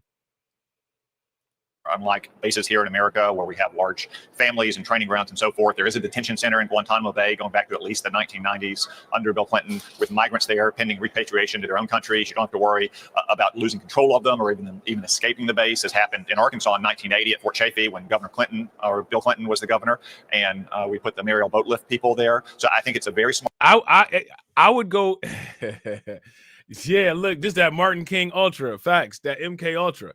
Now, you know, based on how if you look at these politics and you do a regression study, what the numbers would show is that there is a group of voters who doesn't have sense enough to vote for their self-interest. Because otherwise, how do you explain it? How do you explain it?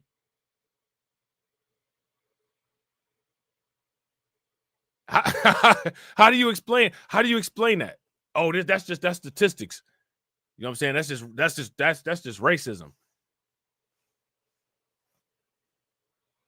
I don't know. Regardless of what it is, how do you explain it? You know what I'm saying?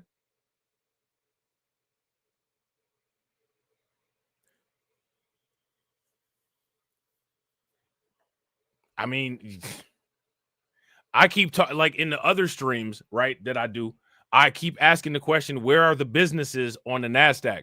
Where are the businesses on the New York Stock Exchange? Where are the cryptocurrency businesses and the DeFi companies and even the TradFi companies, right? I keep asking where this stuff is. You know what I'm saying?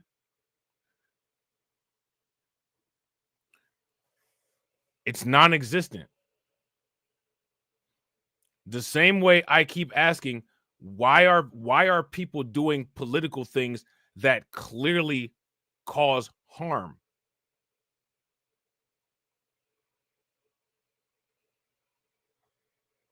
I don't know.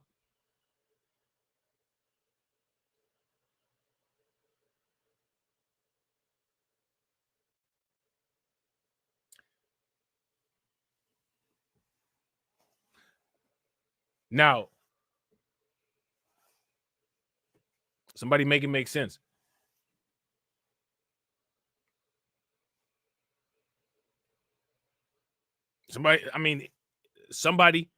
Anybody, please make it make sense. And if you ask me, the fact that people don't run it down the line and look at it like that, they want the perpetual cycle to continue. All these people that claim that they want XYZ, they don't want XYZ. They want the cycle to continue because they benefit from the cycle remaining. You know what I'm saying? Now, shout out to Cameron. Cameron says, I think we have to do stuff low key or they take it. All I got to say is Operation Choke Point 2.0. You know what I'm saying? Look at the CEO of Ledger, just got kidnapped in France. Look at the CEO of Cash App. They taking CEOs out. Everybody getting took out. People still starting up businesses though. You know what I'm saying? Only certain people, the ones, you know what I'm saying, they got pieces of cardboard over their head looking side to side. Is it safe to come out yet? Is it safe to come out yet? That's a bad look, man. You know what I'm saying? Like, that's a bad look. Is it okay to come out yet? Is it okay to come out yet? You know what I'm saying? Come on, AB, let's start a business. Oh, I don't know. You know what I'm saying? I don't know. Come on, man.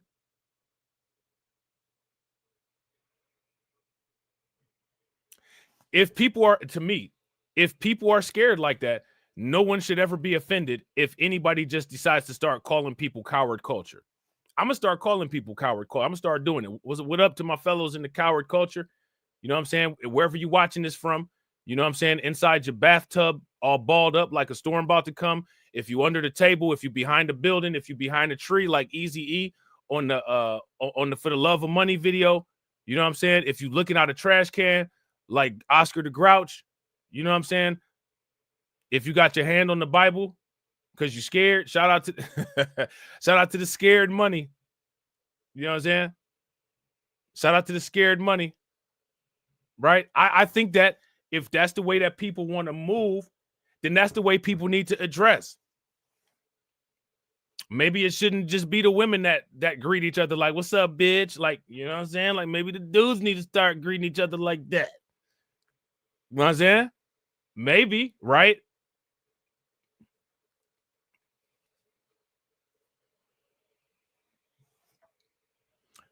Shout out to Cameron. Cameron says that doesn't mean people are cowards. It's just an explanation of the reason that infrastructure doesn't exist. I think that there's actually even more reasons that infrastructure doesn't exist. I think that that's just one of the reasons, right? So again, in most cases, anytime something happens, it's never addressed directly. The way that it's addressed is comparison to what goes on somewhere else, right? So when people say, well, look at how the media is treating Diddy. He's all over the news, right? Look at how the media treated R. Kelly. He's all over the news. So the way we'll deal with that is we'll say Elvis liked them young too.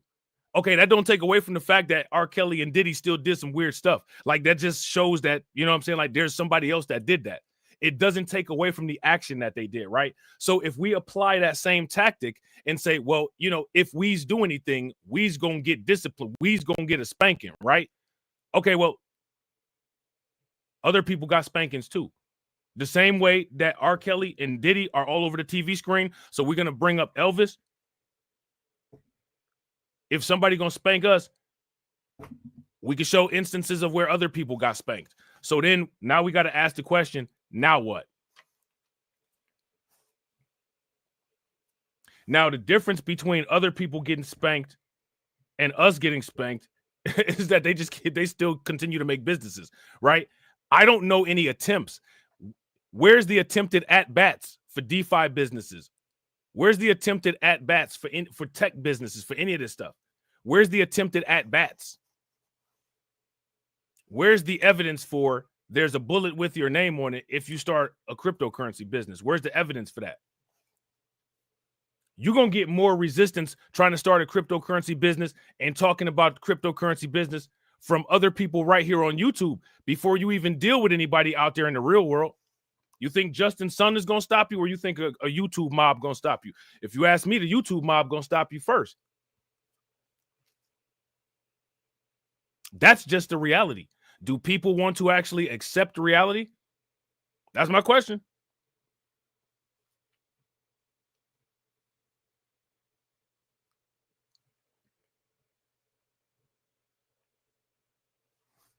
Shout out to Cameron. Cameron says there's no other legislated targeting of other groups' prosperity. We are in the FBI CIA mission statement as a threat to national security. And white supremacist groups also got targeted in COINTELPRO, right?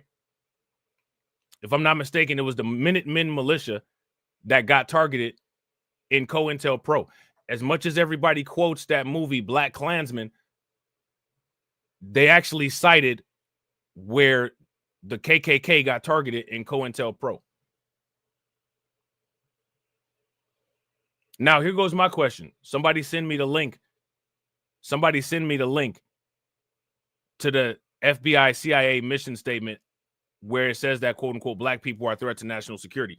Now, in the FBI CIA mission statement and in other executive orders, right, they list the entire United States population as threats to national security, right?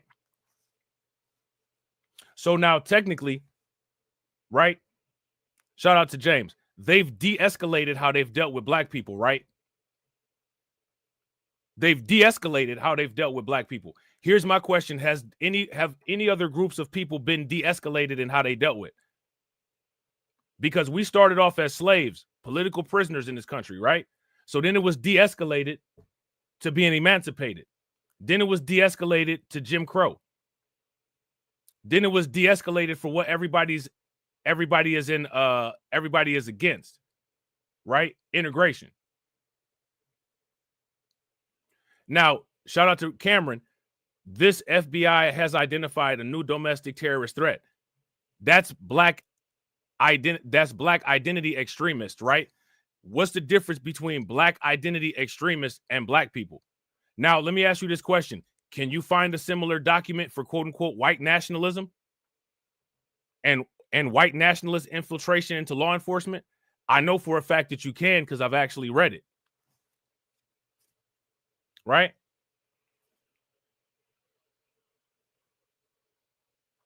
So now let me ask you guys this question. How many people in the comment section are black identity extremists? Is anybody in here a black identity extremist?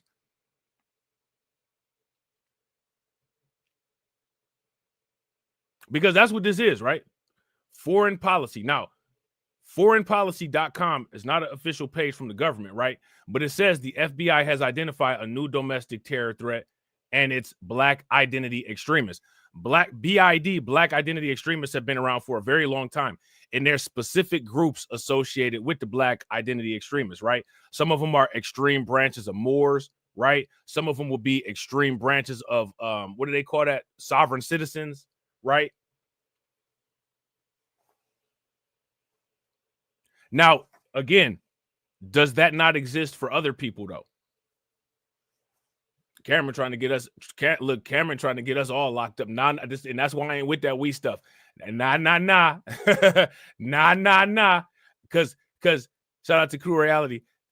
People can't say that I'm a coon and I'm a black identity extremist. You know what I'm saying? I can't be both. You know what I'm saying? I can't be out here cooning with TD and a black identity extremist. I'm either a self-hating black person, right? Right? Or, you know, I can't be them both at the same time. Right?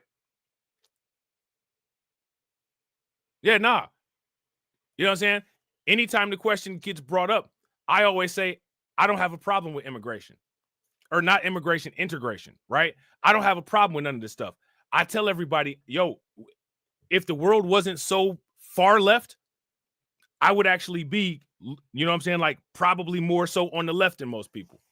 I'm more liberal than most people. I'm more open-minded than most people. You know what I'm saying? But because the world is moved all the way over to the left, you know what I'm saying? Like, you know, just normal stuff from what I consider normal, people will call it right-wing extremism. Shout out to Leonard. What's good with it, bro? You know what I'm saying? So again, yeah, shout out to Crew. Rob is a black domination villain extremist. Now that might be more accurate, right?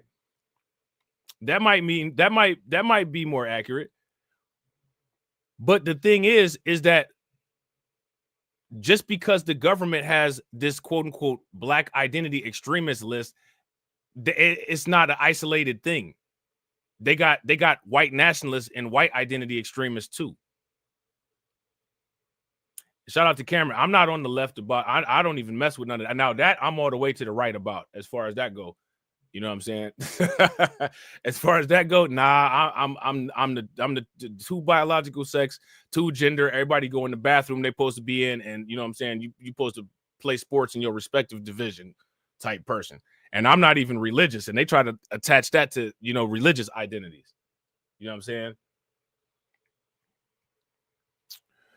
But yeah, though. So, again, There's Operation Choke Point 2.0, right? So check this out. If we look at Operation Choke Point 2.0, that's evidence of the government sabotaging non-black businesses too. Because let me ask y'all this question.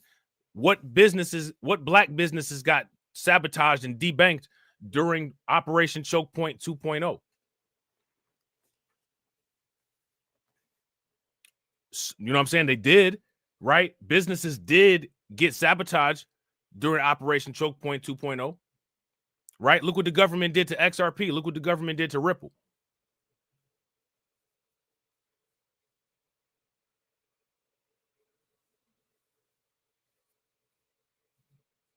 So again, we got to ask. We got to ask. And it's nothing wrong with asking, because somebody should have an answer, or somebody should say, you know what, we don't have an answer, but let's try to find the answer.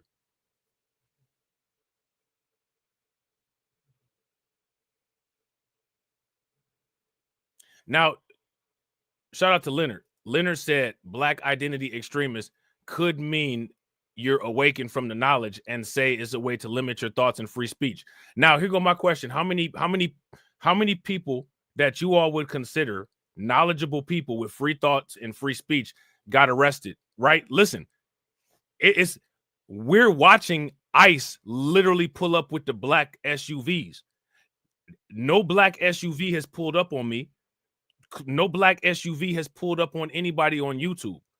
If I'm not mistaken, the only person who anybody would consider anything like that had a black SUV pull up on him was Tariq Nasheed. And Tariq Nasheed didn't get no black SUV pulled up on him, because of just, the government about to get him. Somebody called the police and swatted him for no reason. You know what I'm saying? People get hit with these SWAT attacks. They did the same thing to Marjorie Taylor Greene. People online have an issue with what you might be saying, and they start calling the SWAT team on you to try to, endanger your life. You know what I'm saying? So that's another citizen doing that to another citizen. That's not necessarily the government. That's the government answering the call of the citizen doing that. Right? Shout out to Cameron. Cameron said crypto is a good start because it's off the books. Me personally, I don't even, you know what I'm saying? Like, I don't even think it necessarily got to be off the books, to be honest. And like, technically, I mean, it is off the books, but at the same time, it's on the books. You know what I'm saying? Shout out to Detroit 313. Detroit 313 said it was Cynthia G that called a SWAT on Tariq. For real?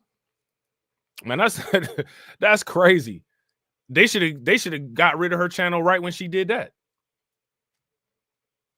Anybody that get law enforcement falsely on somebody, they need to get rid of their channel. You know what I'm saying? Calling the police on people, like, for what? What would they call the police on him for? That, you know what I'm saying? Like, it don't matter if it's somebody that I like or if it's somebody that I don't like. I try to keep the standards the same across the board. If somebody was like, yeah, we showed Roland Martin, we swatted Roland Martin, I'd be like, man, you a clown then. Because despite the fact that Roland Martin, you know what I'm saying, is not, you know what I'm saying, leading people in the right direction, and you know what I'm saying, he got questionable politics, he ain't doing nothing to get put in jail. He ain't doing nothing to get no SWAT. If you swatted him, you a clown. You know what I'm saying? It's people on YouTube that's actually committing crimes on camera and don't nobody SWAT them. Shout out to PD. What's good with it, bro? They actually don't SWAT you, man. It's people that's look at how many times have No Jumper podcast been swatted, and it'd be all kind of wild stuff going on there. They ain't never swatted No Jumper podcast. Shout out to Black Free Thinker. Facts, courtesy of the defund the police crowd, but they want to use the police to swat people. Nah. I don't. Shout out to Carlton Way. Carlton Way said, "Dang, is she black?" You would think Richard Spencer or somebody like that would. Nah, man. The pro blacks, they like the white supremacists too much. They got like a little weird relationship between each other. They would never do that to each other. They need each other. They got a symbiotic relationship. You know what I'm saying? They need each other too much. They need each other to validate each other. You know what I'm saying? And y'all y'all already know how I feel, man. Like a lot of the derivative and trickle down talking points, that's where they originate from. They originate from the alt-right. They originate from people like Richard Spencer and the KKK. Ain't none of that stuff original thought. You know what I'm saying? That's why some of it don't make sense.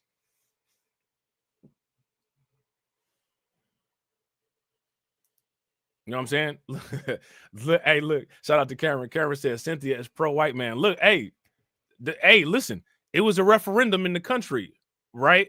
And the votes say that the majority of America is too. Right? They keep talking about this referendum in the country, right? And the referendum in the country say that.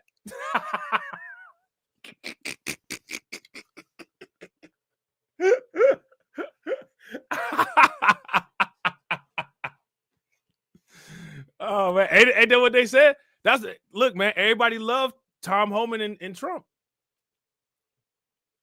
I just want my $500,000 Bitcoin, and you ain't gonna hear nothing else from me. Just give me my $500,000 Bitcoin. You know what I'm saying?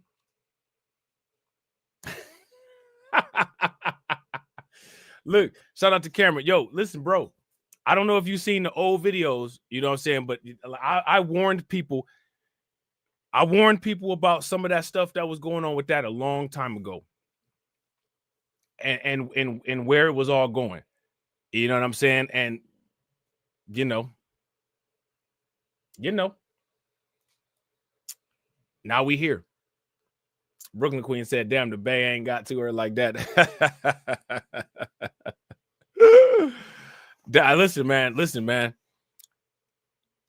In a lot of cases, right? A lot of people want to come to YouTube and they want to give people good information, right? A lot of times people want to come to YouTube and just chop it up with some people, right? And in other instances, people come to YouTube because they need to validate their mental illness. You know what I'm saying? And so you never know at what moment who you might be listening to or which one of the modes they might be in.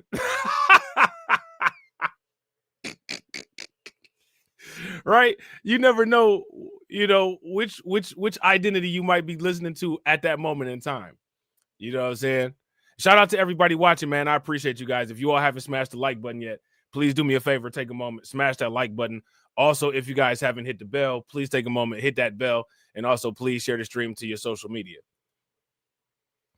Smart idea to put some of these migrants who are pending repatriation to their home countries in Guantanamo Bay. It's kind of like what Secretary Rubio discussed with President Bukele of El Salvador over the weekend. He's very pro-American. He's been supportive of the United States. He's willing to take foreign nationals as well, pending repatriation. I think that's something we should consider as well. Just an example of the kind of creative, unconventional thinking that the president has brought back to Washington to serve American interests, to get dangerous and violent migrants off of our streets and back to their home countries. We just saw some of that possibly happening in Denver. Also wanted to ask you about Army recruiting. This has been an issue that's been a real concern for America. The Post from the U.S. Army said that they've had their most productive December in 15 years by enlisting 346 soldiers daily into the world's greatest army. Our recruiters have one of the toughest jobs, inspiring the next generation to serve. Look, man, do you guys see what they're doing with this military, with the Army? They are not playing. You know what I'm saying? They are not playing with this mass deportation effort. Congratulations and keep up the great work.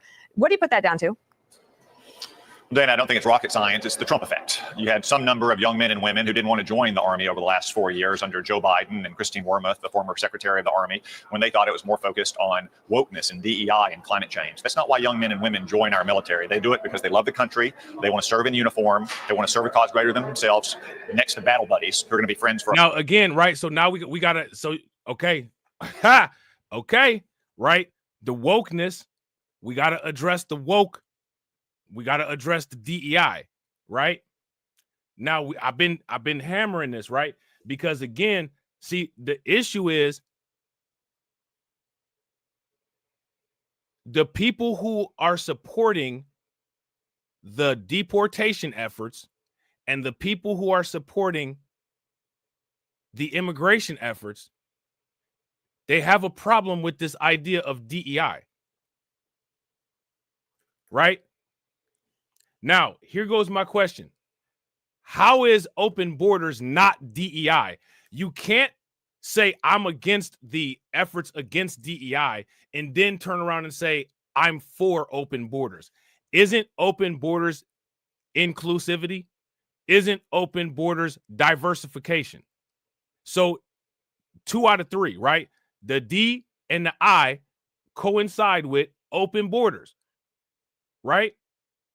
But everybody like, oh, yo, I got a problem with this anti-DEI stuff. But at the same time, you know what I'm saying? Like, people don't want the mass immigration. The mass immigration falls under DEI. It is absolutely inclusion. Somebody explain to me how open borders is not inclusion.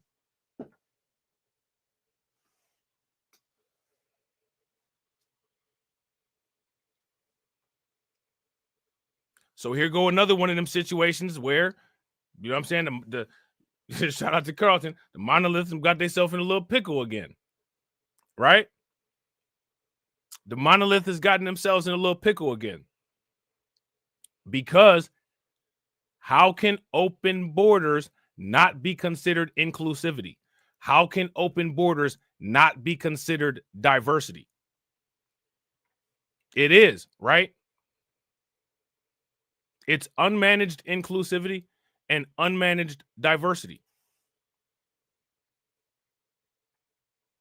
This is undeniable, right?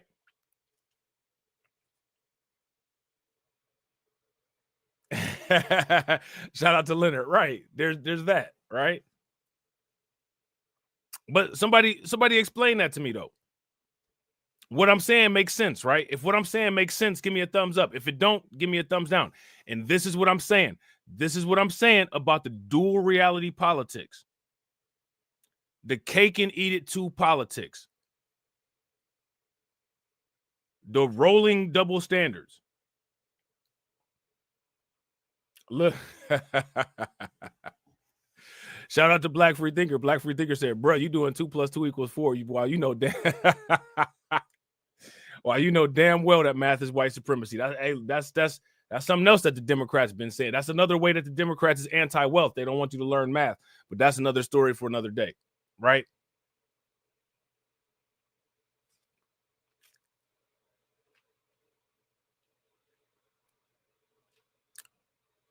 So, you know, if you ask me, right, when dealing with these ideas of quote unquote wokeness, because look, now check this out, right? Hey, listen.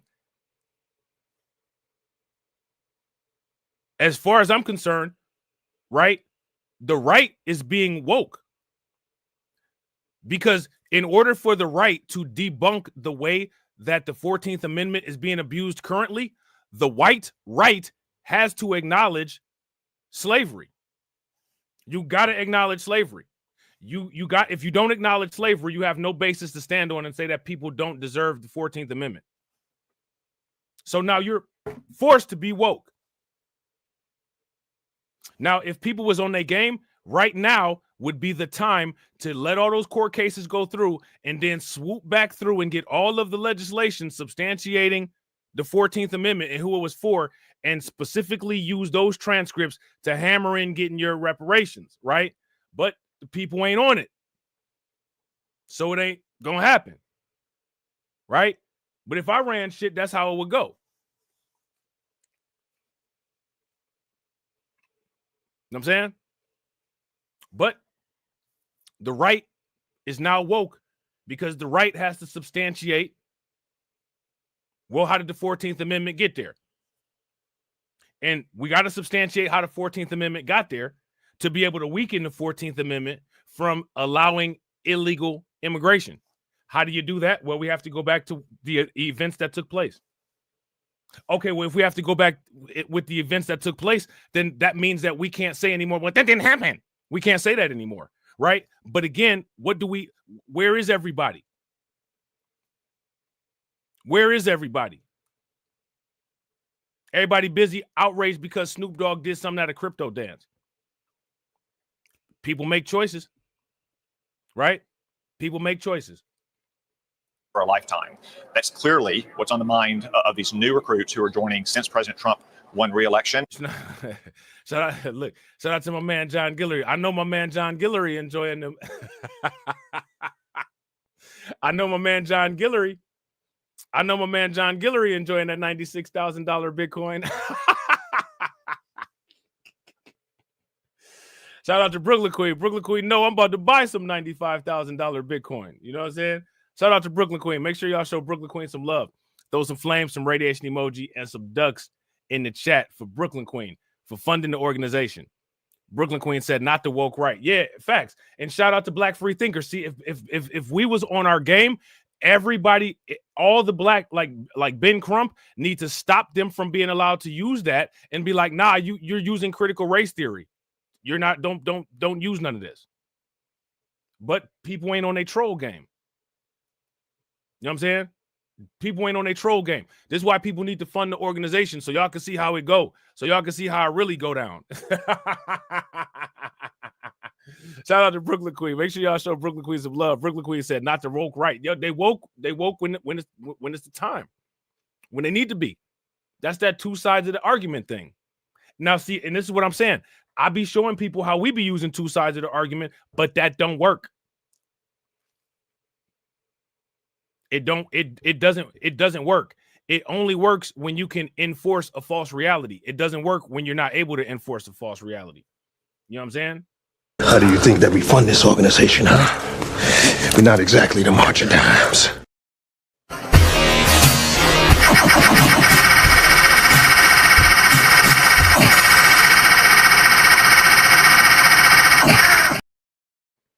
Shout out to you, Brooklyn Queen. I appreciate it. Also, shout out to everybody watching. I appreciate you guys. If you guys haven't smashed the like button yet, please do me a favor. Take a moment, smash that like button. Also, if you guys haven't hit the bell, please take a moment, hit that bell, and also please share the stream to your social media.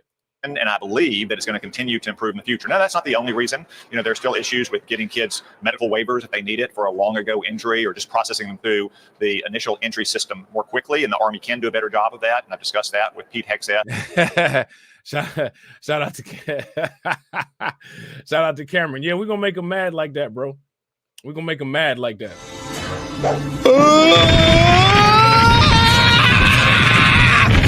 You cheated! I'm going to tell on you!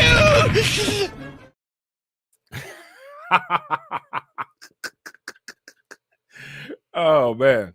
And Dan Driscoll, the incoming Secretary of the Army. But I think these numbers put paid to the idea that it was some overall economic condition or competitive pay with the private sector. Oh yeah, shout out to Leonard. Bro, listen, Pit Fighter was lit. Pit Fighter was lit. That was like the pre-Mortal Kombat, that was the pre-Mortal Kombat game. You know what I'm saying? Like Mortal Kombat got a lot from Pit Fighter. You know what I'm saying? Pit Fighter is OG. It was that a lot of young people didn't want to join the Army with Joe Biden as the commander-in-chief. Yep. Senator Tom Cotton, thank you so much. And I know that you're busy, as you said before we started it. We haven't even gotten halfway through Wednesday yet. Thank you, sir. All right. So there's that. All right. So, yeah, let me see what else we got, right? So, like I said, it's a lot going on. All right. So, yeah, actually, this is what I'm saying. It's just too much going on, right? So this is what I was saying in regards to what's going on in Colorado, right?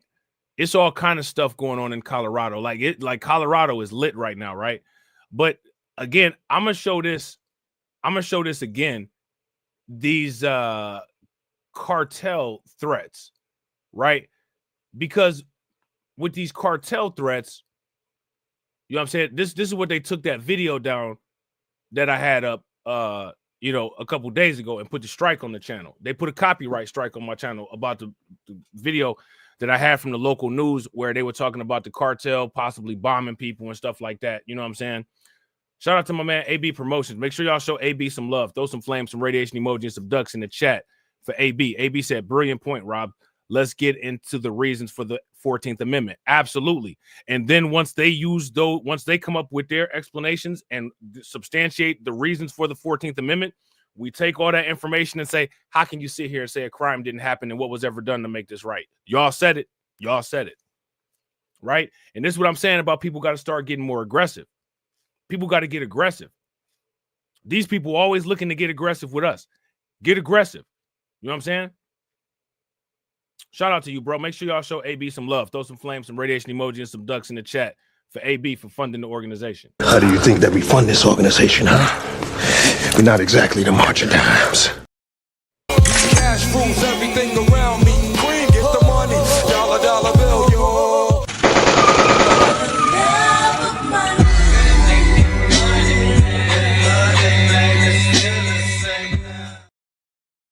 Definitely appreciate you.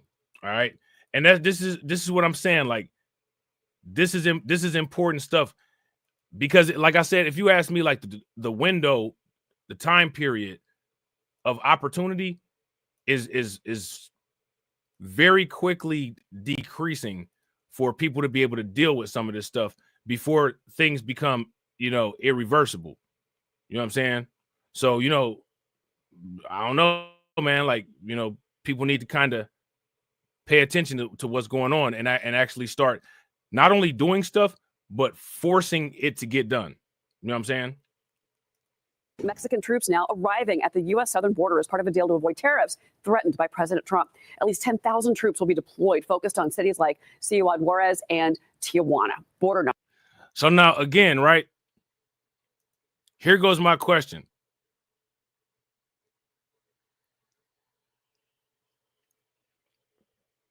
People are enjoying the benefits of these tariffs that Trump is threatening, but at the same time, you got a large contingent of people saying, see, look at Trump with the tariffs. This is what's going to happen if we do tariffs. This is what's going to happen if we do tariffs.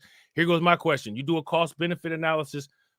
Are the results of the tariffs more of a benefit than the side effects of the tariffs are a detriment?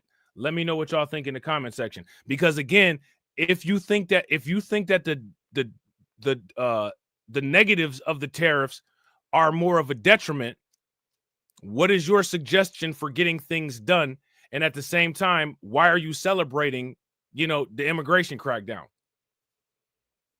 You got people out here celebrating the immigration crackdown and then throwing their hands up like, I told you about these tariffs. I told you about these tariffs. Okay. But at the same time, you're celebrating the immigration crackdown. So my question is, how does any of this stuff what's the other method? How do you get any of this stuff done?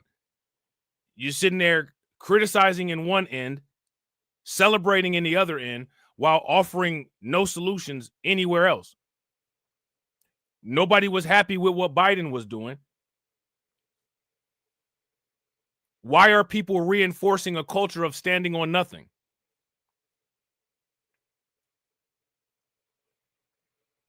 How does reinforcement of a stand on nothing culture help anything going forward? That's my question. I don't understand that. Numbers under President Trump dropping dramatically across all border sectors compared to the same day last year. In Laredo, encounters are down 16%. In El Paso, they're down 65%. In the Rio Grande Valley, down 66%. And then in Del Rio, they're seeing the biggest decline. Now look, shout out to TD.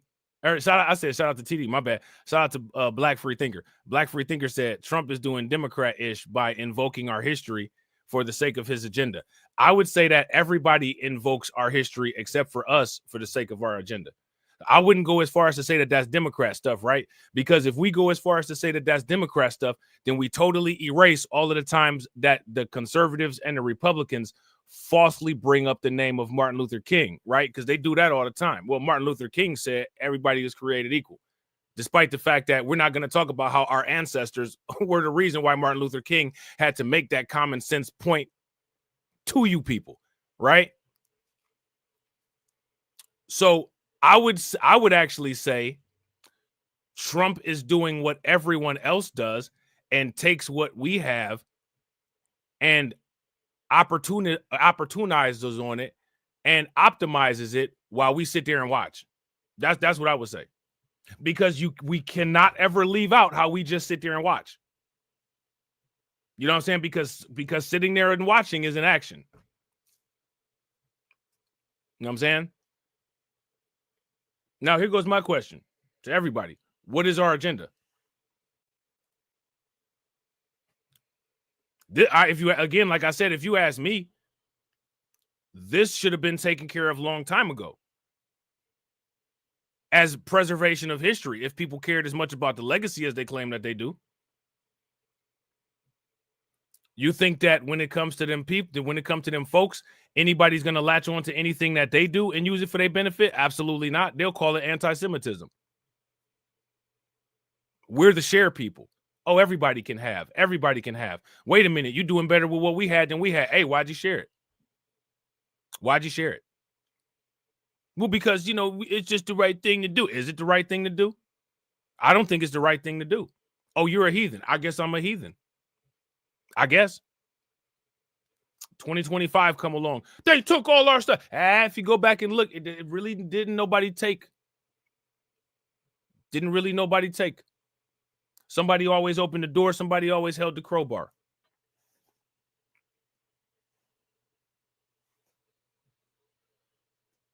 And people still do it to this day. People get way too happy when Ann Coulter says something that might substantiate some kind of weird talking point that they had. You know what I'm saying? It ain't stopped. You know what I'm saying? It hasn't stopped at all. 85% less crossings compared to the same day last year. I want to bring in National Border Patrol Council Vice President Hector Garza. Hector, you're at the border. I want to first get your reaction to the incredible drop in these numbers, but also what your expectations are for these Mexican troops that are now arriving at the southern border. How do you foresee this working and playing out?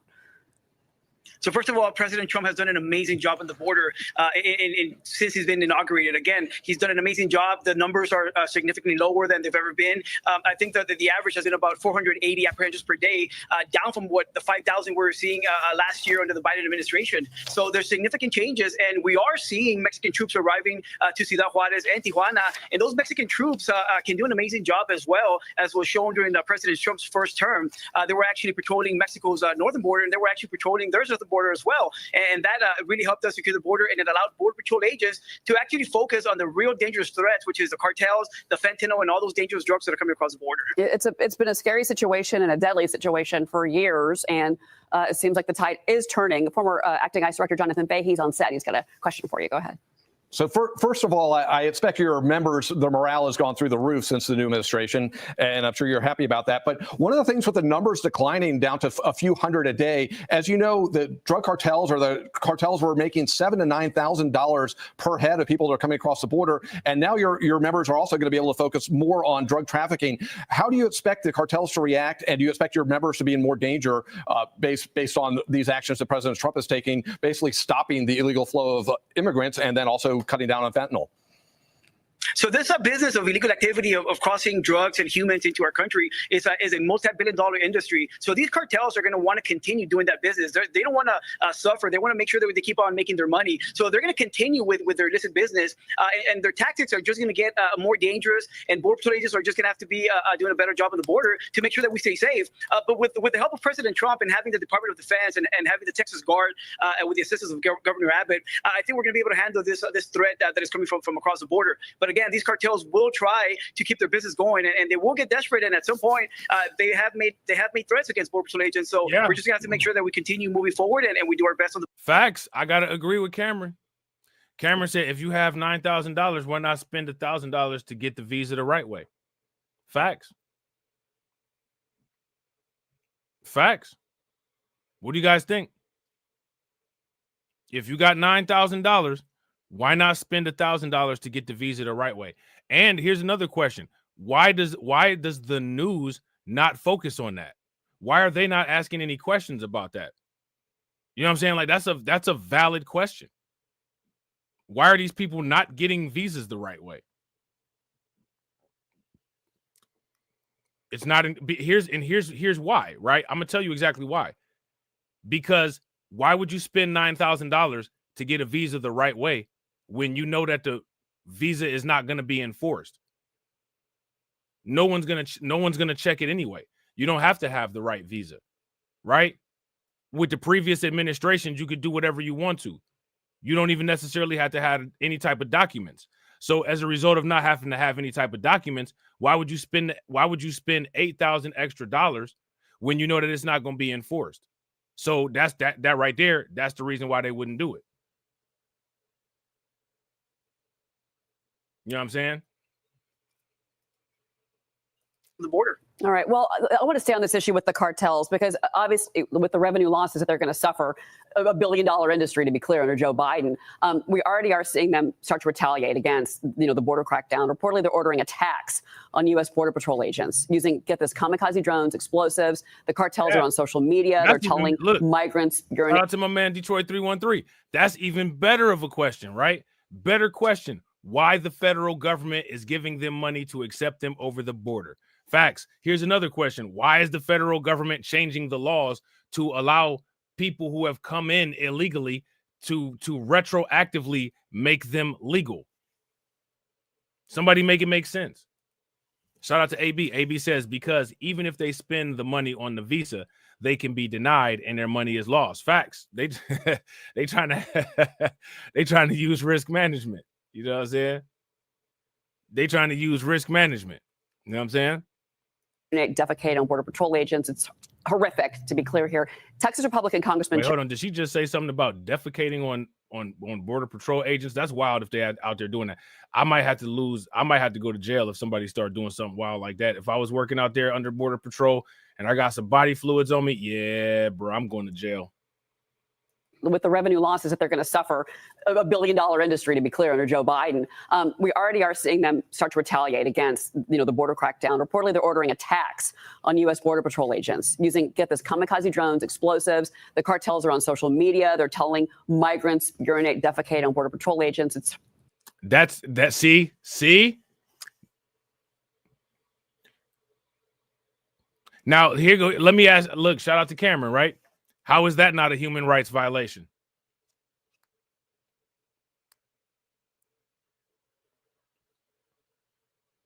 Man, you got me, man. Ooh, you got me.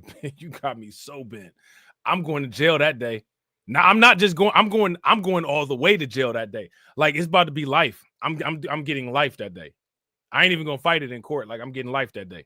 Horrific, to be clear here. Texas Republican Congressman Chip Roy is warning of a whole new frontier of border security that has to be dealt with. So now that we know that the cartels are using drones, Hector, I want to get your reaction to that. Because, as well as Secretary of Defense Pete Hegseth, he says the military will be there. The military will support you and your fellow officers. Well, now that we're facing this threat from the cartels with this new advanced technology like drones, for example, we've actually witnessed some videos of some drone attacks by the cartels that they've actually launched in Mexico, and they've proven to be deadly. They've also used improvised explosive devices in Mexico. So we are concerned that those tactics will actually cross the border, and American citizens and Border Patrol agents will actually be impacted by those types of actions. Now, we do know that the Department of Defense has amazing technology and counter drone technology that will help us. But again, I think now the threat has now changed, and we just hope that these cartels think about what they're going to do next, because President Trump is not going to tolerate any attacks or violence against Border Patrol agents. So again, they better think twice before they decide to attack us. Do you feel like you have enough equipment and enough protection? Do you and your officers have enough? So we're actually getting there under the Biden administration. Our resources and our equipment, our vehicles, our recon technology, our night vision equipment is very old, right? So we are working with President Trump and with members of Congress to be able to get that equipment up to date with our agents so that we can defend against these threats. Again, this technology, we have to keep up with these cartels, because the cartels, they have an unlimited budget, and they've been investing in the past 4 years. They've been making a lot of money. So we just have to make sure that Border Patrol agents, Department of Defense, and the Texas Guard have the most up-to-date technology so we can counter these threats on the border. So we'll continue to work with President Trump and the members of Congress to make sure that Border Patrol agents have the technology that we need. Before you go, true or false, this Texas school district warning parents, Border Patrol officers may question or deport students, that they're going to go on to, you and your colleagues are going to be going on to school buses and asking kids about their status. Is that true?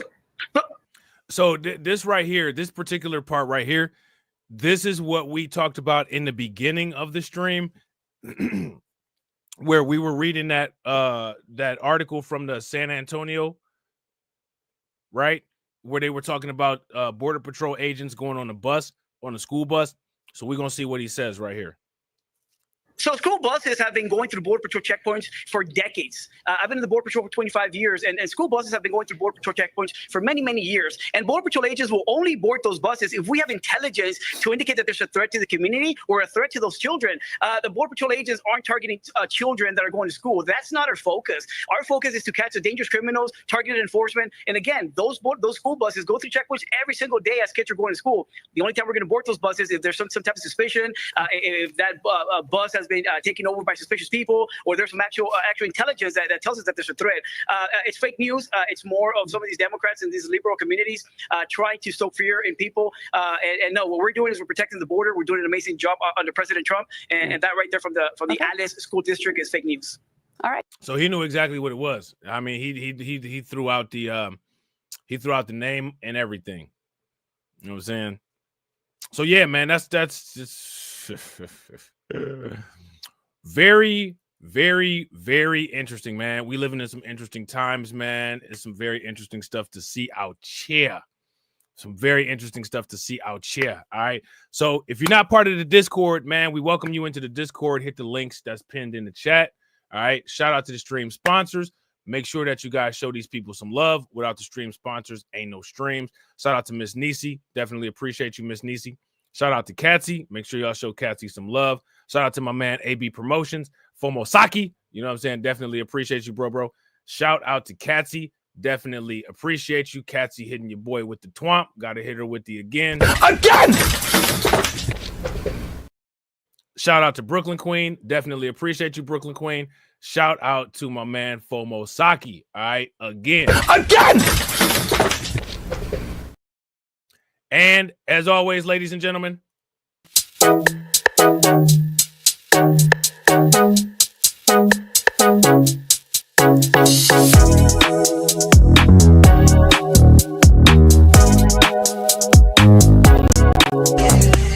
standing on business. I'm standing on business. I'm standing on business.